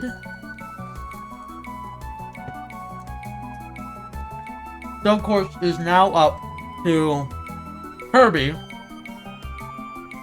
to go up the Dream Stalk with the help of these new fruits growing on it called Hypernova Fruit. That sort of give him big sucky powers. Even bigger sucky powers than they already have. But big sucky powers nonetheless. And go up to Queen Sectonia and put an end to this Dreamstalk nightmare. Because it will, of course, completely constrict and destroy Popstar if it is allowed to bloom for much longer. Which, I guess, is also an issue. It might destroy the Fountain of Dreams, and we cannot have that because we need dreams. So, Kirby goes up to confront Queen Sectonia, and you will never believe this, but sure enough, King DDD has in fact been possessed. So, fight with King DDD. Has the I don't even know what number we're at now. Me either. Puts on the mask with the hammer. It's the full mask DDD treatment. It's very fun. Actually, a pretty fun fight.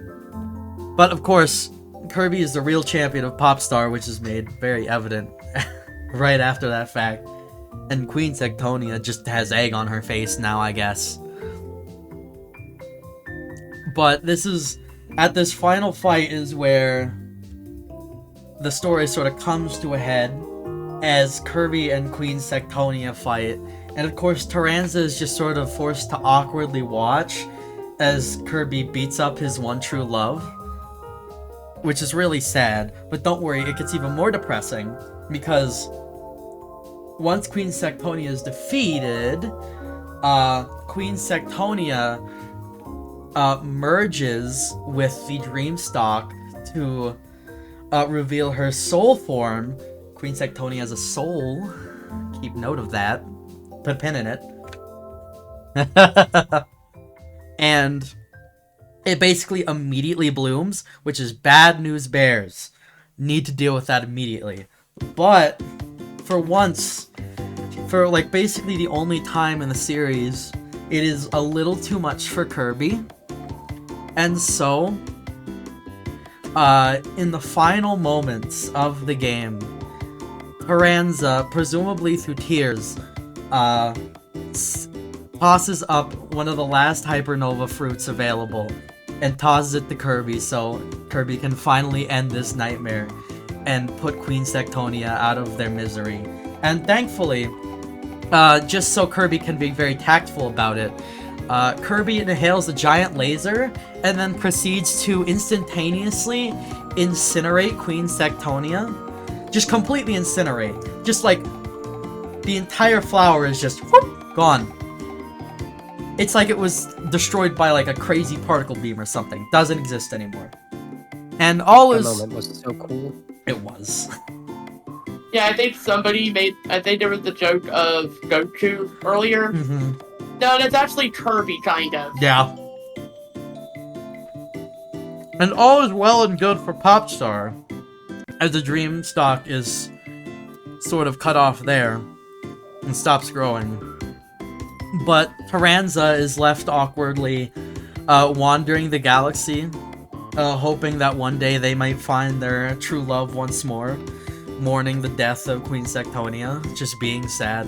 And of course, the kingdom is left in ruins, no one will take leadership, and so presumably they end up splintering off and probably dying out. So, no one gets to have fun, but Popstar's okay, I guess. And our triple deluxe is done. So, isn't that exciting? We saved Popstar, guys. Popstar is, the day is saved. Everyone's having a great time. You know what else about Triple Deluxe? It was on the 3DS, and there was also a 3DS version of Smash. Stop.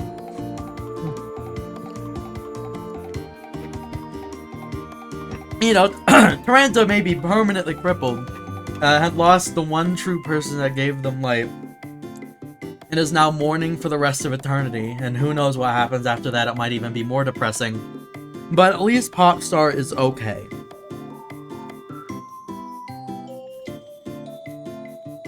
So that's all well and good. Ugh. So we can move on to Planet Robobot now! And we get to pull out some more pins! Are you all excited? We get to pull out some more pins! Yay! Yay! I'm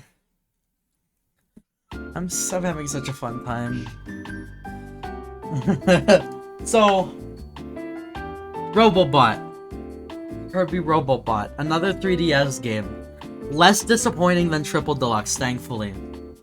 And the lore department does not miss.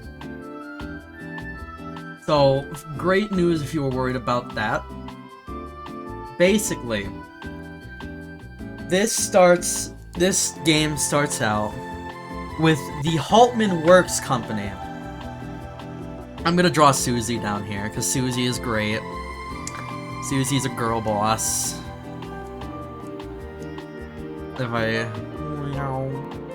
Susie's just a girl boss.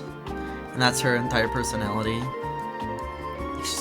She got hella curves. I don't know why they gave curves to the robot, but it's all good.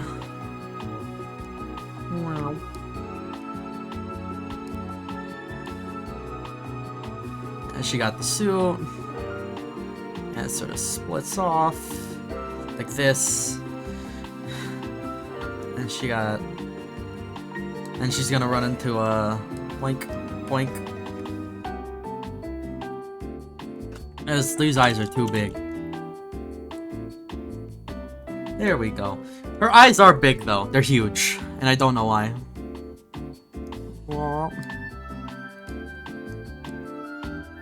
And Susie is a part of the main secretary of the Haltman Works Company. And so, with the Haltman's Work Company, basically right now, they are essentially capitalism. They are intergalactic capitalism. They go to planets and shout at me if this sounds familiar, but they go to planets, strip them of their resources, and mechanize them into factories and stuff. Some alarm bells may be ringing, and you are correct. You are thinking what I'm thinking, so worry not. Just let me finish this Susie drawing. What's up, Susie? And she also has disembodied hands. She has different ones, though. She's, like, got cuffs for some reason. Because lady, I guess. Shrug.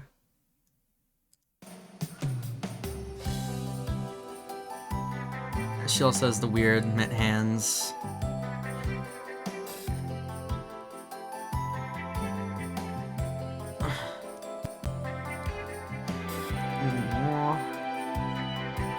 There we go.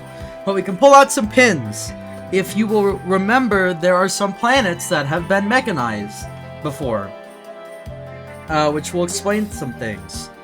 Alcondra has been partially mechanized, which is probably a result of the Haltman Works Company. Alongside that, if you will remember back in Kirby 64, the post-apocalyptic Earth Shiverstar has also been mechanized like this. And we know those two are connected because in both of the games, the final boss of that area is an HR series robot, which might stand for Haltman Robot, but they are HR robots. Specifically for Shiverstar, it is the HRH and the HRE, and for Egg Engine, it is the HRD3, and they look very similar and have some very similar attacks as well.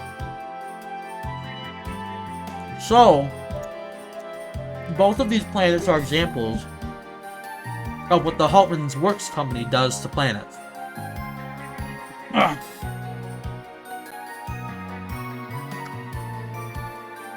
Ooh, this pizza's starting to hit me hard. In a good way.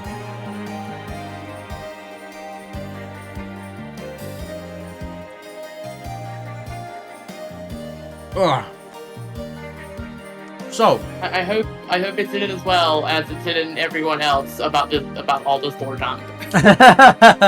Oh yeah, you'll get crazy connections as we go across the games here. So yes, that's what the Haltman Works Company does. And so their next intergalactic target is Popstar, which is just a mistake. They should have known by now. But Haltman Works Company stations themselves. They fly around this giant spaceship pin, and they station on Popstar, and they start trying to mechanize the planet and sort of drain it of its resources and all that good stuff, and send down the robot army. And it is now because Curb's rest has once again been burdened, and you can't grow the ingredients to make cake if they don't exist anymore. So that is a huge no-no. Let me give Rat here a nose. And a smug grin. Important. But you can't take away Kirby's cake. You can't take away his sleep. Huge mistakes. Should have stayed away. Huge mistake. So Kirby is now dedicated to dismantling capitalism, which... Go off, Kirby. Slay. And so, Kirby makes his way into the Haltman Works Company and fights off a bunch of interesting boss fights because they're all fun little throwbacks to earlier games. You get a boss fight with like a mechanized version of Meta Knight. You get a fight with Pix, which is a boss from Kirby 64 again. He's the second boss of that game. Interestingly enough, you get a fight with Queen Sectonia in some different modes, along with a fight against the original Dark Matter, which at this point some alarm bells should be ringing, so you can put a pin in that. And Kirby fights his way through the Haltman Works Company and fights up to the big man, Haltman himself, who is partially losing his mind and is sort of just very greedy, money obsessed, and is getting ready to take down Kirby. But of course fails, as all things do beforehand. That's just what happens when you fight Kirby. I must know, is the mechanized version of Meta Knight called Mecha Knight? Yes. Heck yeah. Yeah, thankfully they were actually smart and made sure to get that name. Absolutely. and it was glorious. So, once Haltman is defeated, Haltman is like, oh, no, we're not doing this, and hops into the main control center of the ship, which he calls Stardream, and puts the helmet on. But then, out of nowhere, Susie comes in and is like, no, we aren't doing this, and slaps the helmet off. Unfortunately, what Susie does not know is that helmet was what Haltman was using to control the computer. And now the computer kind of goes haywire, and now you have to fight the computer. But don't worry, all is well. You fight the computer in space, and you get to fight it in the halberd, which is awesome. You get to fly around the halberd. It's so fun. But then after that, the day is saved. And, you know, we don't have to worry about being mechanized anymore, and the Haltman's work company is presumably destroyed. And yada yada yada. So, that doesn't sound like too much, but the lore really pops off once we are able to take this story from Susie's perspective, which starts back a lot farther than you would anticipate. So, at the beginning of all this, the beginning of the Haltman Works Company, before any of this intergalactic stuff happens, the Haltman's Work Company is like a normal company. And it's run by two people, obviously Haltman, but also Haltman's daughter, Susie. But, unfortunately, during the, I guess, the run of the Haltman's Work Company, something happens, and Susie is lost to space. And this devastates Haltman, as, of course, Susie was his only daughter. And so, tell me if this sounds familiar, Haltman goes on a journey across the galaxy in search of something that could, say, grant his wishes. And on that journey, he finds exactly what he is looking for. And that is Stardream. Enters the large spaceship and finds Stardream, which is fated to, or said to grant your wish. Now that should be ringing some serious alarm bells. And there's a good reason for that. Because Stardream is not just Stardream, and the starship that surrounds Stardream is not just a starship. And we can pull out an earlier pin, a much earlier pin, because Stardream is not just any computer, but Stardream is a clockwork star from Kirby Superstar. And Stardream is just the core processing unit of the clockwork star that is the giant ship that surrounds it. So Haltman has found his way into a clockwork star, into the central processing unit, hops in, and puts the helmet on, and wishes for his daughter back. And unfortunately does not immediately come true. But, of course, Haltman, now realizing that he's not just limited to one wish, starts wishing for things. Just starts really wishing for things, over and over. He wishes for money, he wishes for fame, he wishes for a grand company, he wishes for an army. All the things that make the Haltman Works Company what it is today. And they are all granted. But little does he know that as a trade for the wishes that are being made, the computer is slowly siphoning out his own, basically his brain. It's sort of siphoning his life force, so to say, as payment for the wishes to power the machine. Perhaps his soul? Not actually. Which is quite interesting. But don't worry, there will be a soul here. Don't worry. Oh boy. But so Haltman keeps wishing for his daughter back. And of course, for all of the things of the Haltman Company. And grows the company large and great. And eventually, Susie does in fact come back. Susie is brought back by Stardream eventually.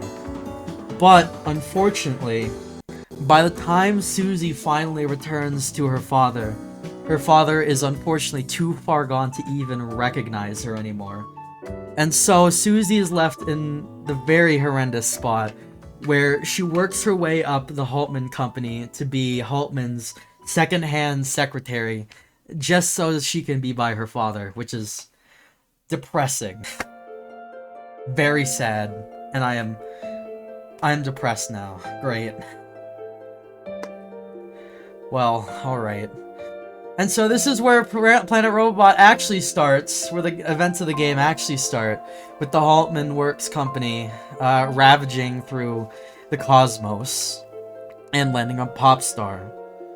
And this is why when we get to the scene with Haltman putting on Stardream's helmet again, by this point Susie has realized that the problem is Stardream, and that this cannot keep happening. And so Susie jumps in and tries to get Haltman out of Stardream, and tries to work it out peacefully. But unfortunately, it is just too late, and Stardream finally takes the last of Haltman and goes to town. And interestingly enough, it is not Haltman that has a soul, but Stardream that has a soul. Stardream has a soul form. Put a pin in that. So, of course, you know, fight, Kirby wins, all that good stuff.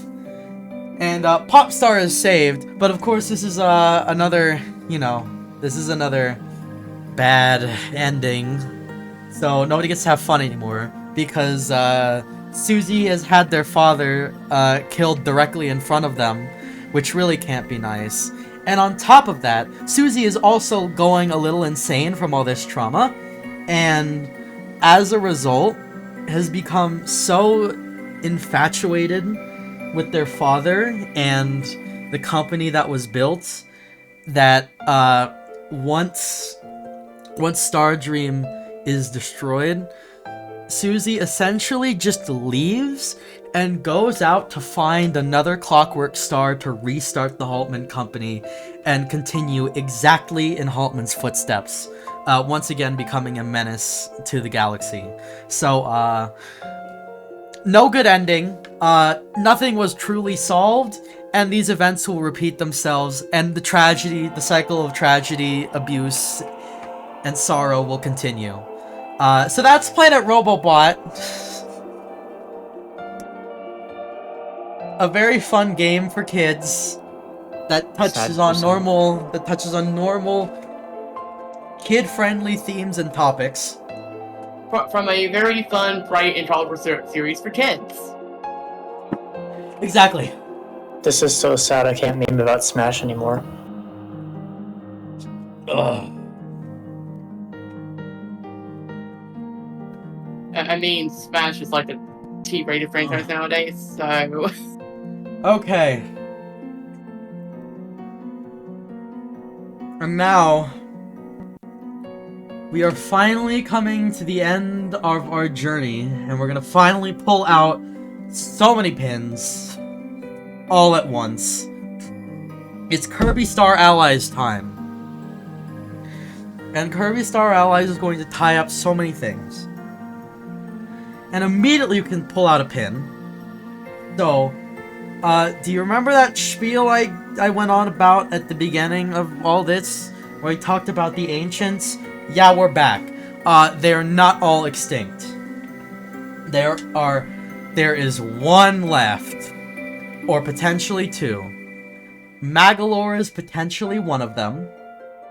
Pull that pin out.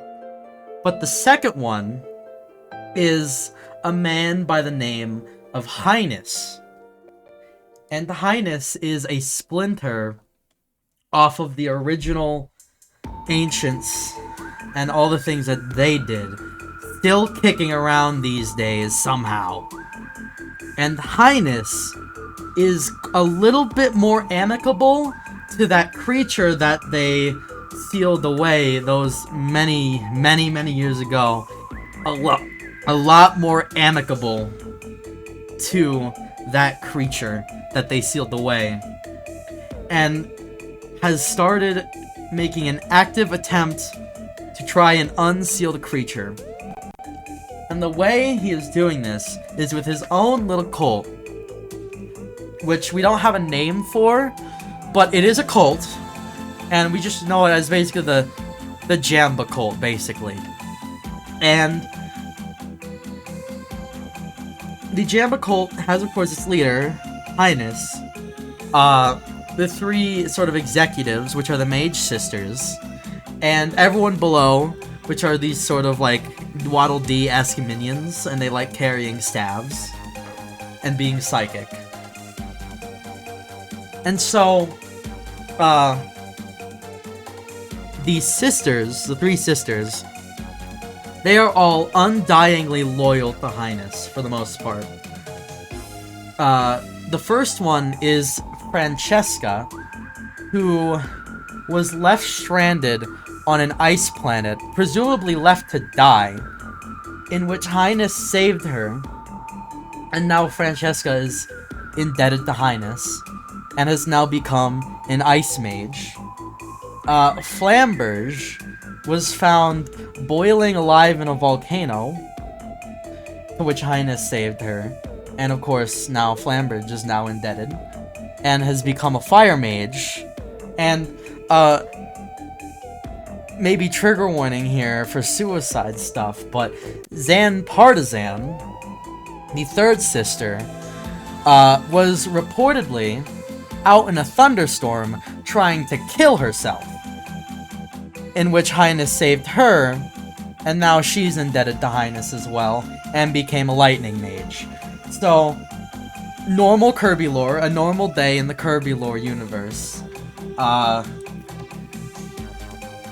Alright. Again, this is a franchise for kids. Yeah, the kid franchise. Nothing wrong here. Nothing wrong Nothing here. unusual. How do the censors keep ignoring these things? Oh no. I honestly could not tell you. It's a lot of show, don't tell. Yeah. Let me see if I can draw one of these Mage Sisters, or if I have room. I think I do. You got the...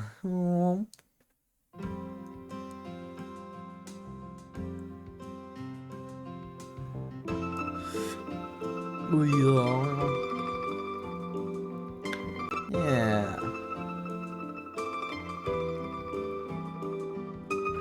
That's how that looks. We got the dress. We got the lock things. Yeah. Of course. And we have the giant collar. This thing is huge. It's not that huge. I think it's around this huge. Yep. And then it's got the dots. Something like that. And it's just... Yeah. And I'm drawing Zan, because Zan's my favorite. I just like her. I just think she's neat. Oh, this music's so nice. And we gotta get the hat. We can't forget the hat.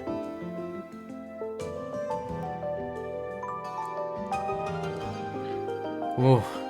So yes, these sisters, indebted to Highness and are now serving the cause. And Highness and the group, they are attempting to revive...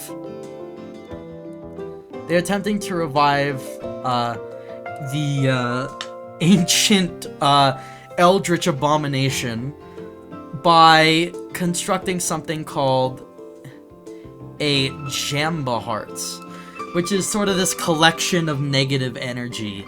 And of course how they do this is the normal kid-friendly way of live sacrifice, and yeah, just outright sacrifice murder. That's how they do it, because this is a game for kids, if you forgot. You know, just in case. Kids game, with the cult sacrifices. You know, this is a good enough Zan. This is a good enough Zan. Yeah. Yeah. Yeah, that's fine. Oh, no, how could I forget? How could I forget? How could I forget the disembodied hands? Y'all should have reminded me. There we go. I'm sorry, you're the Kirby expert. I thought you remembered the Romanian lands. You're right, you're right.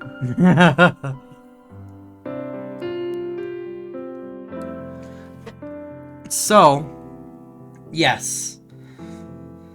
The Mage Sisters, we're all looking for live human sacrifices. Not human sacrifices, might as well be though. Looking for live sacrifices, as one does.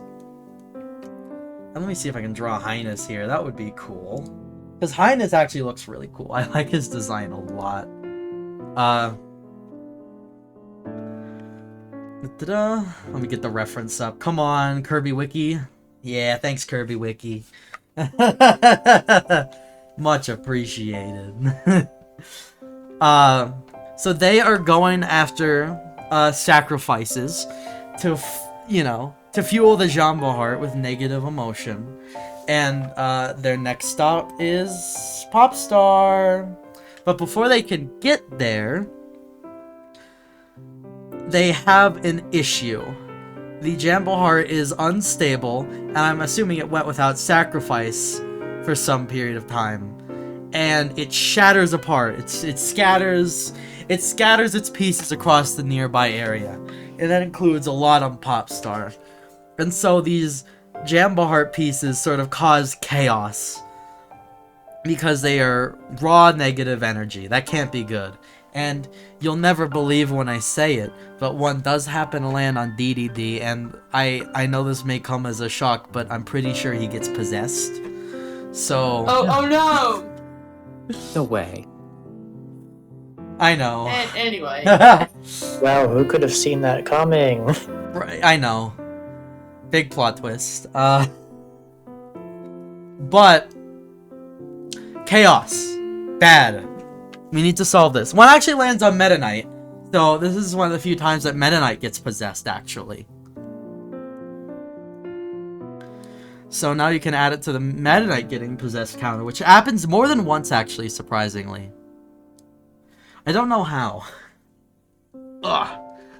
But, chaos, of course. And so, both Kirby and the cult, the Jamba cult, sort of get into this weird arms race where they're both looking for pieces of the Jamba, specifically to keep it from one another in a very, very weird thing. Ugh.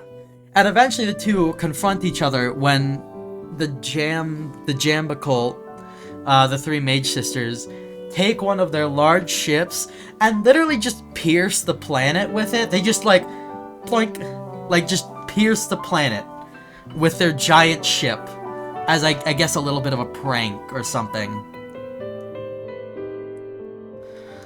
Which can't be good. And it kind of ruins Popstar a little. But, I mean, I guess if you're already making, like, sacrifices to your, like, evil death god, I guess this isn't too much of an issue by this point. They can fix it. Yeah, you know. And, I mean, it can't be that big of a deal. Let me shorten this a little. There we go. And then... whoa. Oh, yeah. His Highness is coming out great.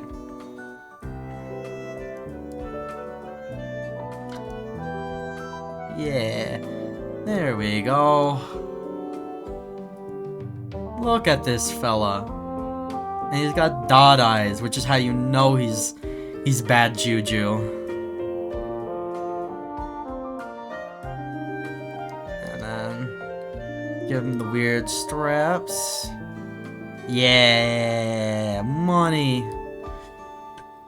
So, it's very interesting. Some actually interesting tidbits about this part of the game. It is implied that Flamberge and Francisca are lesbians and are in fact interested in each other. During the game, Flamberge remarks that she does not actually care about the jam stuff at all. She does not care. She's just here for Francisca. And Francisca leaves similar remarks. And in the pause screens, which, by the way, I hope you know all this lore has come partially through pause screens of all things. Which is quite interesting. But in the pause screens, we get some even more homosexual remarks from the two, being very interested in each other. It's very interesting. And quite frankly, I'm here for it. Icons. But Zan is a little... Zan has drinking the Kool-Aid, so to say. Zan is full in on the whole cult summoning a god thing. And, in fact, threatens, while Kirby and his friends are inside, threatens to blow up the entire ship just to take down Kirby and take the Jamba. Actually crazy. And she threatens this knowing that she will probably die too, which is absolutely crazy. Kirby game, by the way. Normal Kirby game. And so... I should probably... let's see if I can...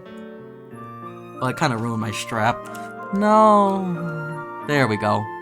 Look at a little better. There we go. It's a little more sense now. There we go. So, while this is happening, Zan does in fact just blow the ship up.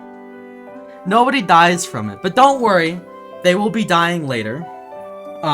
Pretty much right after this, because now this whole Jamba thing is becoming a real issue. And while Zan, Partisan, and the Mage Sisters were screwing about on, you know, Popstar, the rest of the army was just collecting the rest of the Jamba pieces across the rest of the galaxy. So, right now, we've got Kirby, holder of the Jamba hearts, and of Popstar, and Highness, the hold of the rest of the Jamba heart pieces across the galaxy, which can't be a good deal. So of course they are going to eventually meet, and so they do. And when they do, of course you get a battle with the three Mage Sisters again, which either kills or knocks them unconscious. It can be said either way and makes sense either way, so make of that what you will. But knocked unconscious or dead, and Highness is completely bonkers. Completely bonkers. And hold on, did YouTube do the thing again? Let's find out. Oh no, I just ran out of Kirby music. Fair enough. No. Okay. That is a surprise. Alright. Go back to Mega Man. Bring Mega Man back. No, we're going back to 1 hour of relaxing Kirby piano music plus radiant ambience re-upload. So Highness drops this huge lore dump, which we're not gonna entirely get into because we've actually discussed a lot of it already. So Highness loses it a bit and goes into full all-out war with Kirby, which of course, bad idea. Don't fight Kirby, you will lose.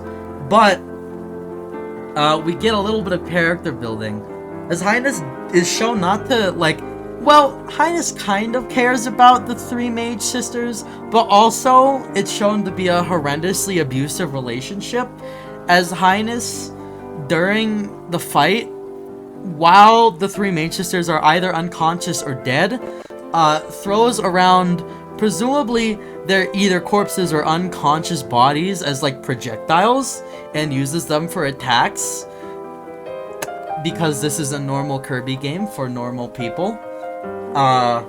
But don't worry, Kirby is here to save the day, defeats Highness, but oh no, it gets so much worse, because at this point, the cult has nothing to lose, and so Highness, as a last-ditch effort to complete the Jambo Heart, throws all three mage sisters in as sacrifice, and then proceeds to kill himself by throwing himself in as a sacrifice as well.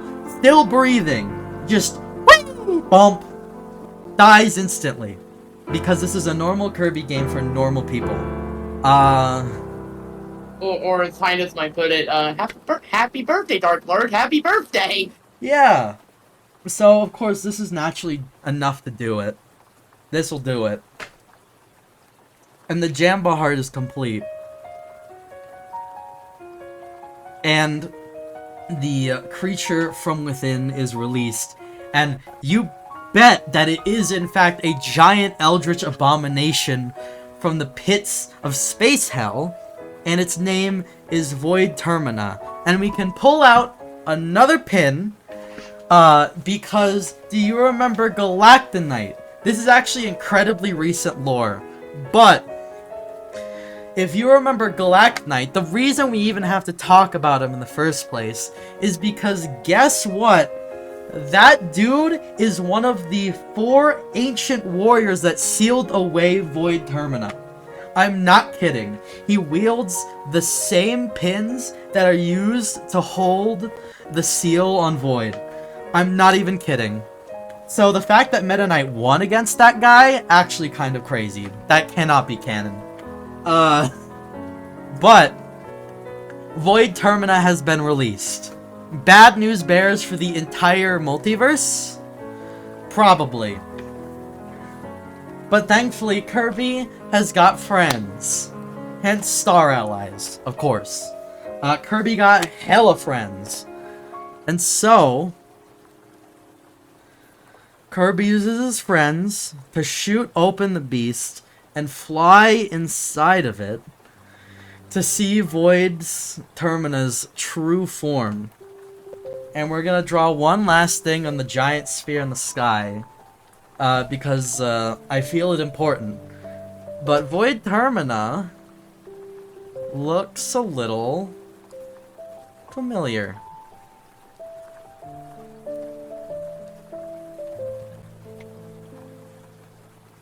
I am not kidding when I say Void Termina takes the form of Kirby.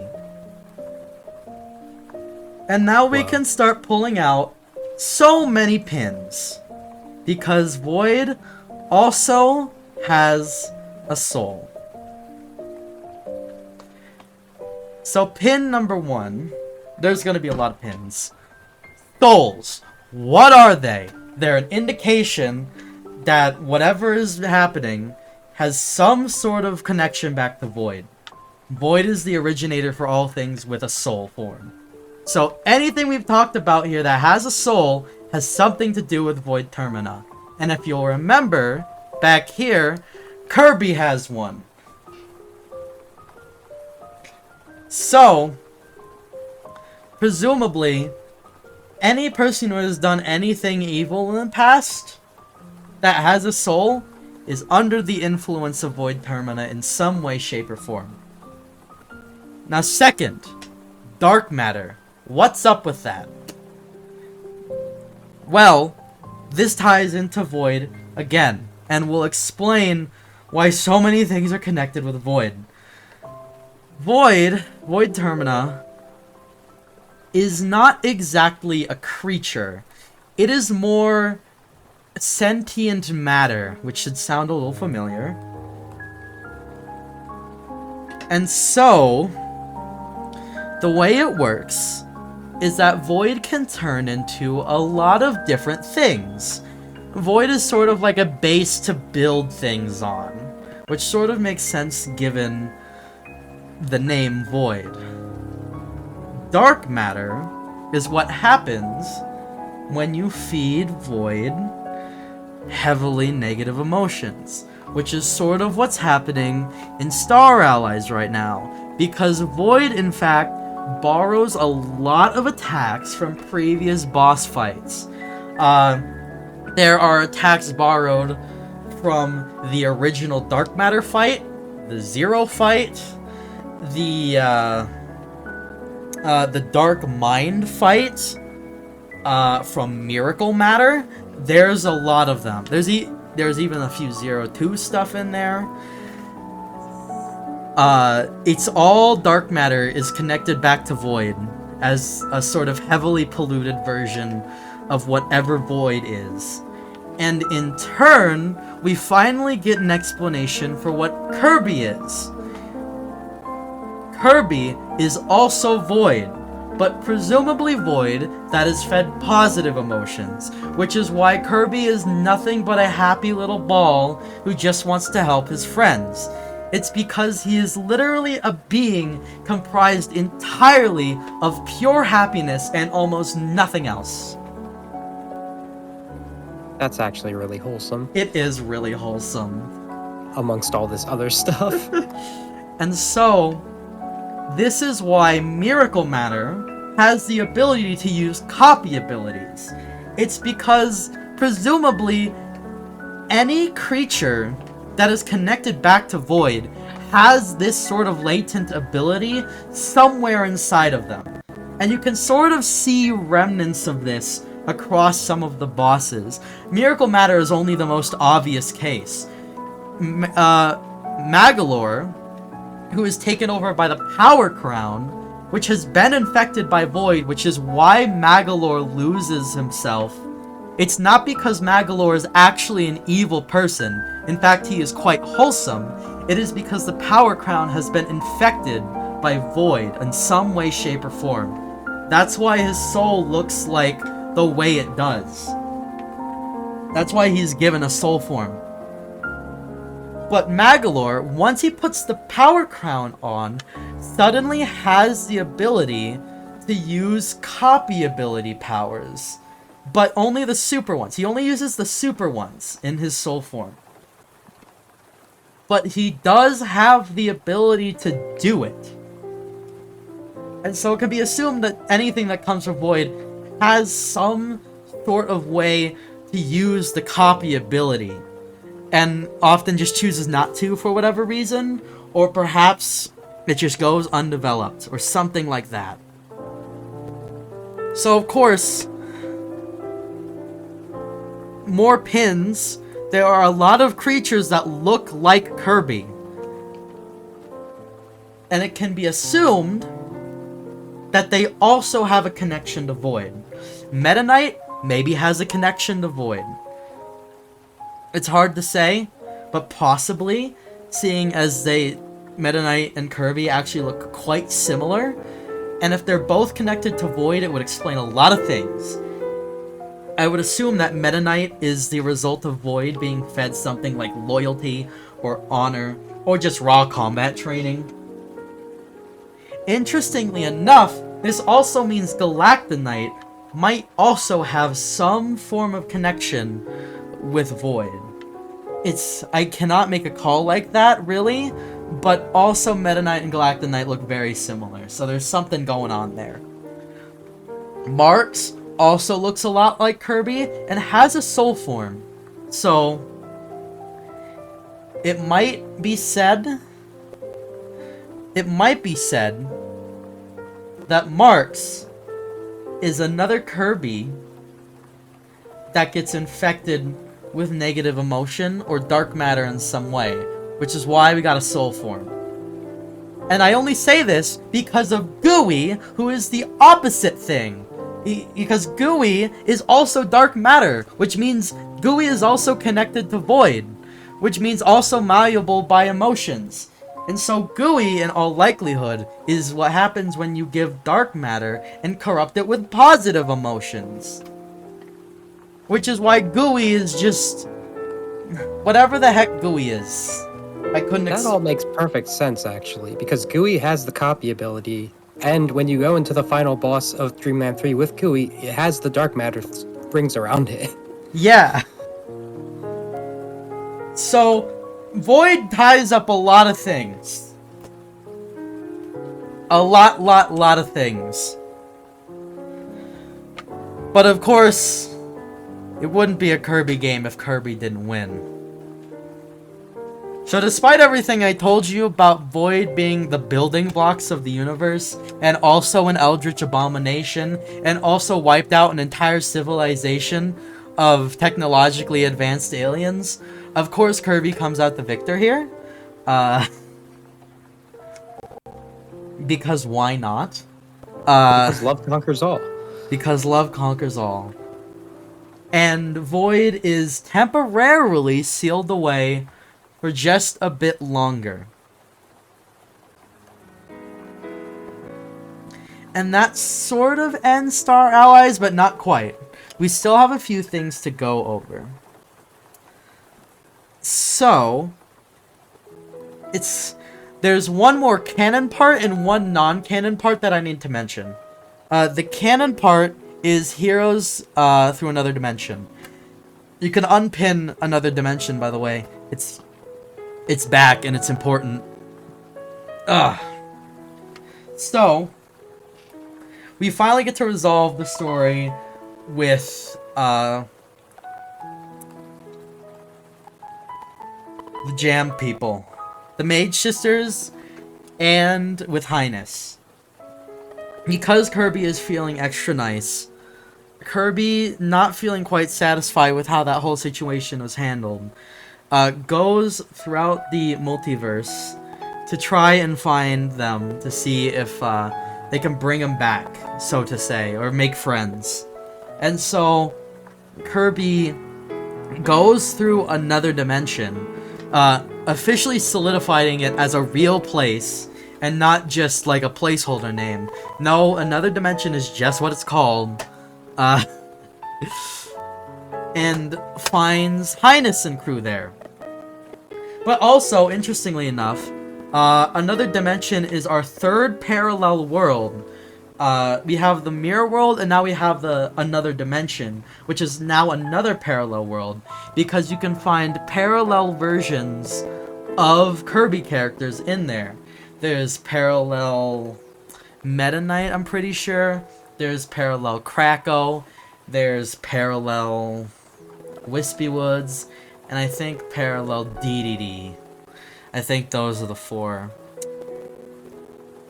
But whatever they are, this establishes our third alternate universe within the Kirby series, so that's nice.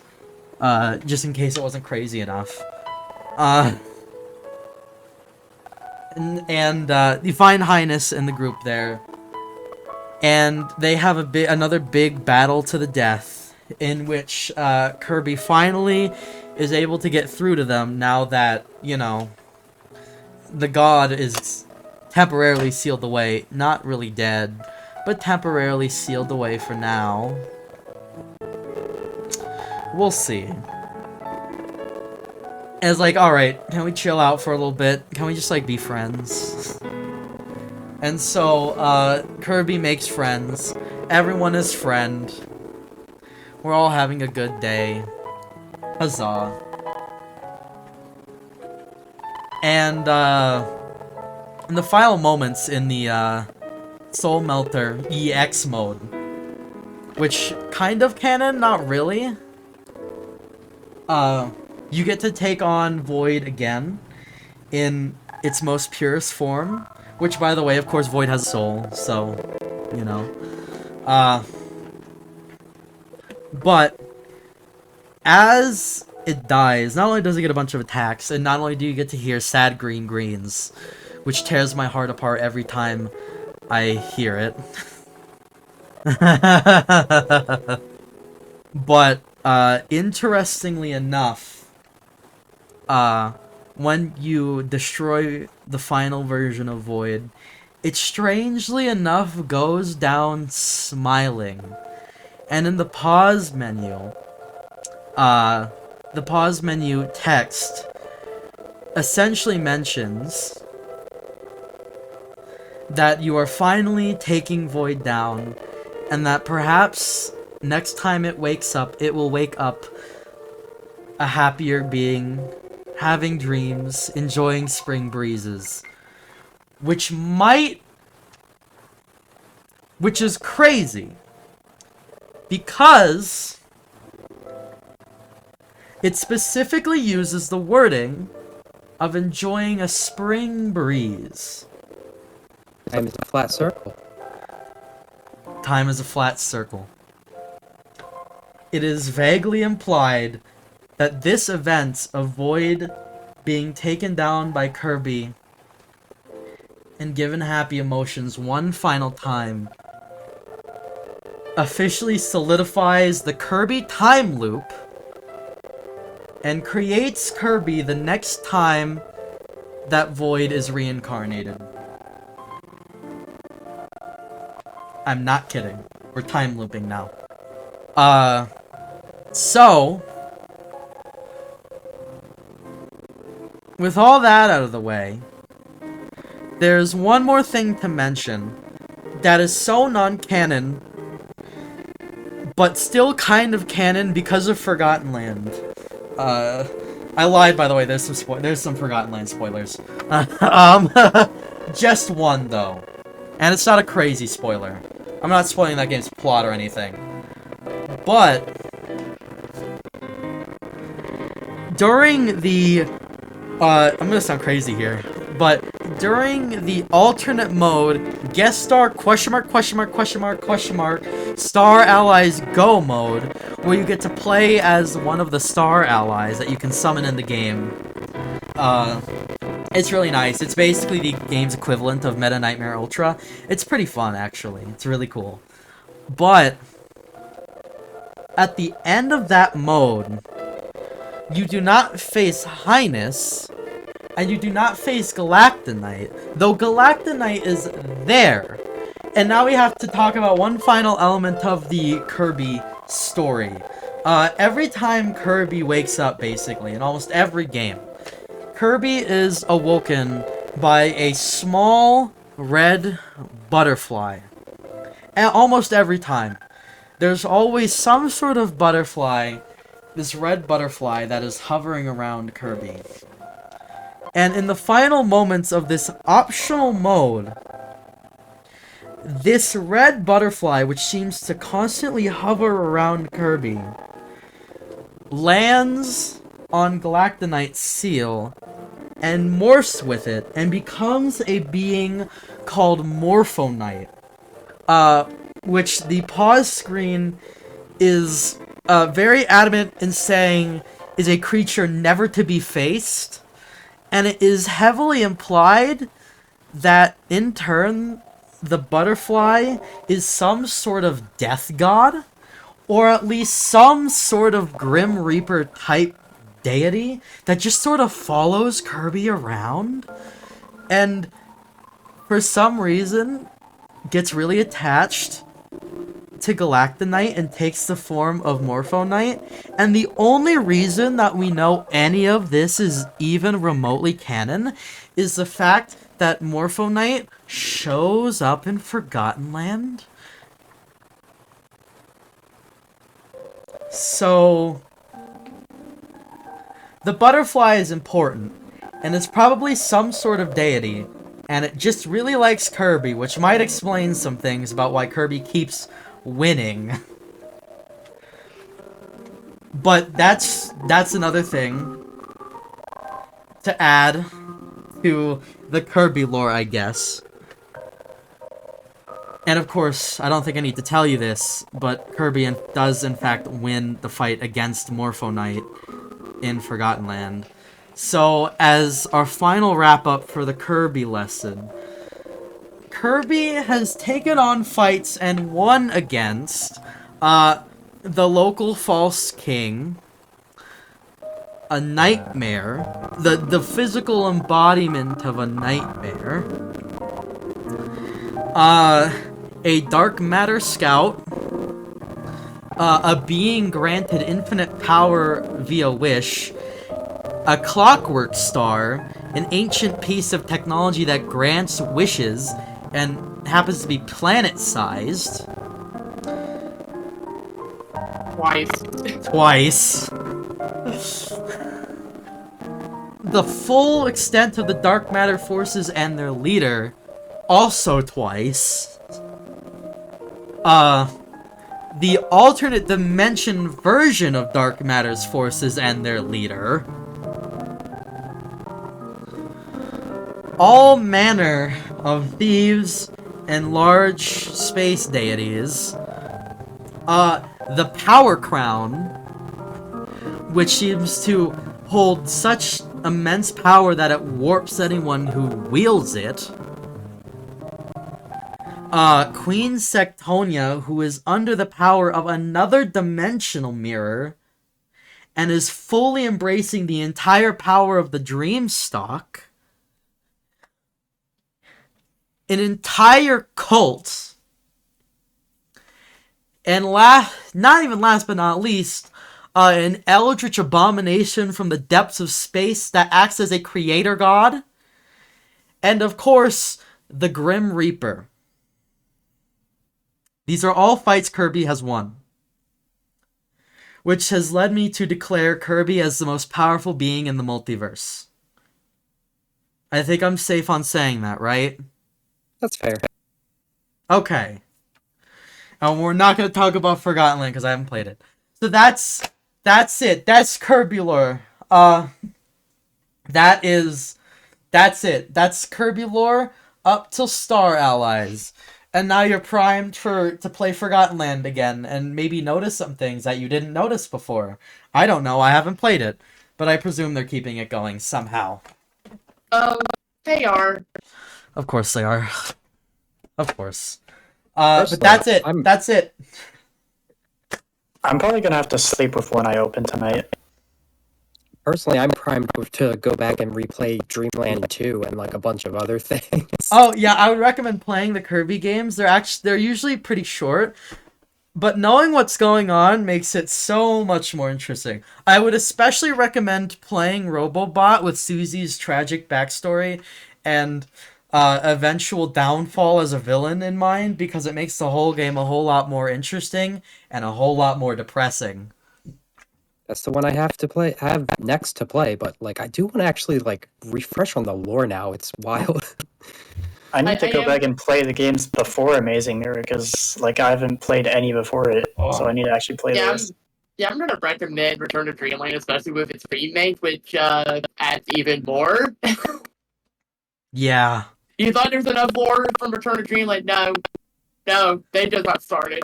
Yep, there's even more MAGA lore, I'm pretty sure. But I haven't had the chance to buy or play the remake, but I really want to. It seems really fun. All I'm going to say is there's going to be one thing you'll see at some point, and I'm just going to say, be not afraid. Oh no. I'm just gonna leave it at that. Of course they did. I would not expect anything less from Kirby Lore.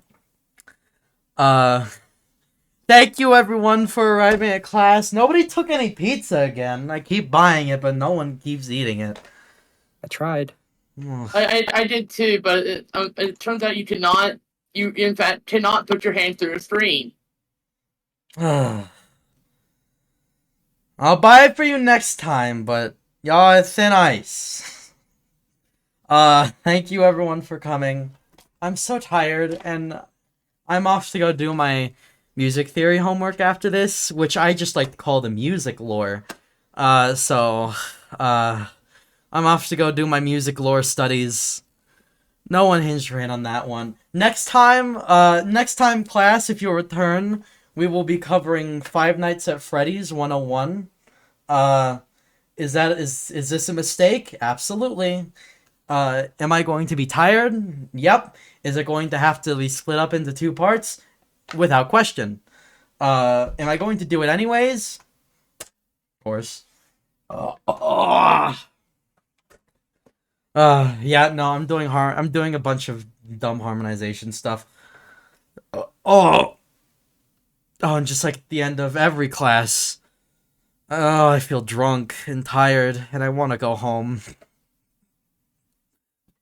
Thankfully, my home is right behind me, so I don't have too much farther to go. But, if you liked me, come back next month and watch me again. I do Twitch streams. They're nothing like this, unfortunately. I wish they were. I make music. I make chiptune music. You can find me on Bandcamp as Bodaciously Kamek. Yep, that's me. I am that embarrassing to be around, if you couldn't tell. And with that, if my students would like to shout themselves out as well, go right ahead. Maybe? Well, I was gonna let you. I was waiting. First. Well, I'm ValeriaAsteria on Twitch, and I stream mostly RPGs and Sonic stuff, and sometimes I create things that I post in places. Nice. Yeah, I also speedrun and likewise do a lot of Kirby content. It's a big thing for me. I am trying to branch out sometimes. I try to dabble in some other stuff. It is a thing. But yeah, if you want to find me, you can find me at twitch.tv/Darksol188. Yeah, if you want to find me, I'm on Twitch and Twitter at Pcol6754.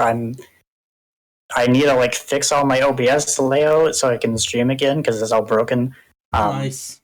But I mostly just stream kind of whatever I want. Mostly probably Xenoblade. But I also have a lot of other speedruns I want to learn eventually. And if you want to sit in yourselves and ask about fun questions about Five Nights at Freddy's, I guess. If you want to sit in on next one yourself, come join the Lady Arcaders Discord server. Always. Come join. If you happen to be a lady of some sort, you can come on, join, stop by, and you can be around for the next one. And it'll be pretty cool, I think. It'll be a tragedy, but it'll be my tragedy. And we get to talk about dead kids. Are you excited? I hope extra pizza is involved. Oh, there's definitely gonna be pizza. There's definitely gonna be plenty of pizza. With that, I'm good. You can roll the outro. Alright, class, that was some pretty wild Kirby lore. I don't know what I was expecting, but a lot of that lore was not it. Hopefully, we can actually get some sleep tonight after all of that horrifying stuff we learned. Like I said, I'm probably gonna have to sleep with one eye open tonight after all that. But if you want some more happier news instead of news about a local menace to society like Kirby. Our next Attract Mode showcase is going to be a double feature of pixel platformers with Gato Wabato from Eliza and VVVVVV from KSS. So that's what we can look forward to on Sunday, April 2nd at 2 p.m. Eastern. More exciting news, our Late Indicators Super Showcase 2023, our second one ever, is going to be on July 6th to the 9th. We don't have submissions open yet, but we will eventually, so you can follow us here on Twitch or on Twitter. You can go to our website, lateindicators.com, to find more info for that. And with that, we're pretty much done. We're going to be rating Root Origin, who's playing some Super Metroid, I believe. So hopefully we can actually get some sleep tonight after all that. We'll see you then.